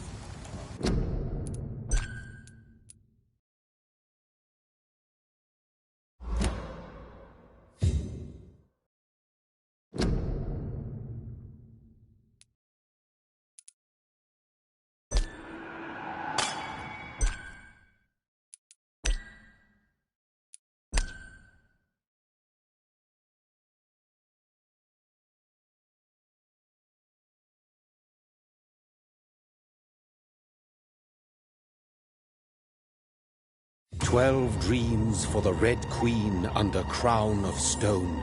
8 voracious beasts born from 8 restless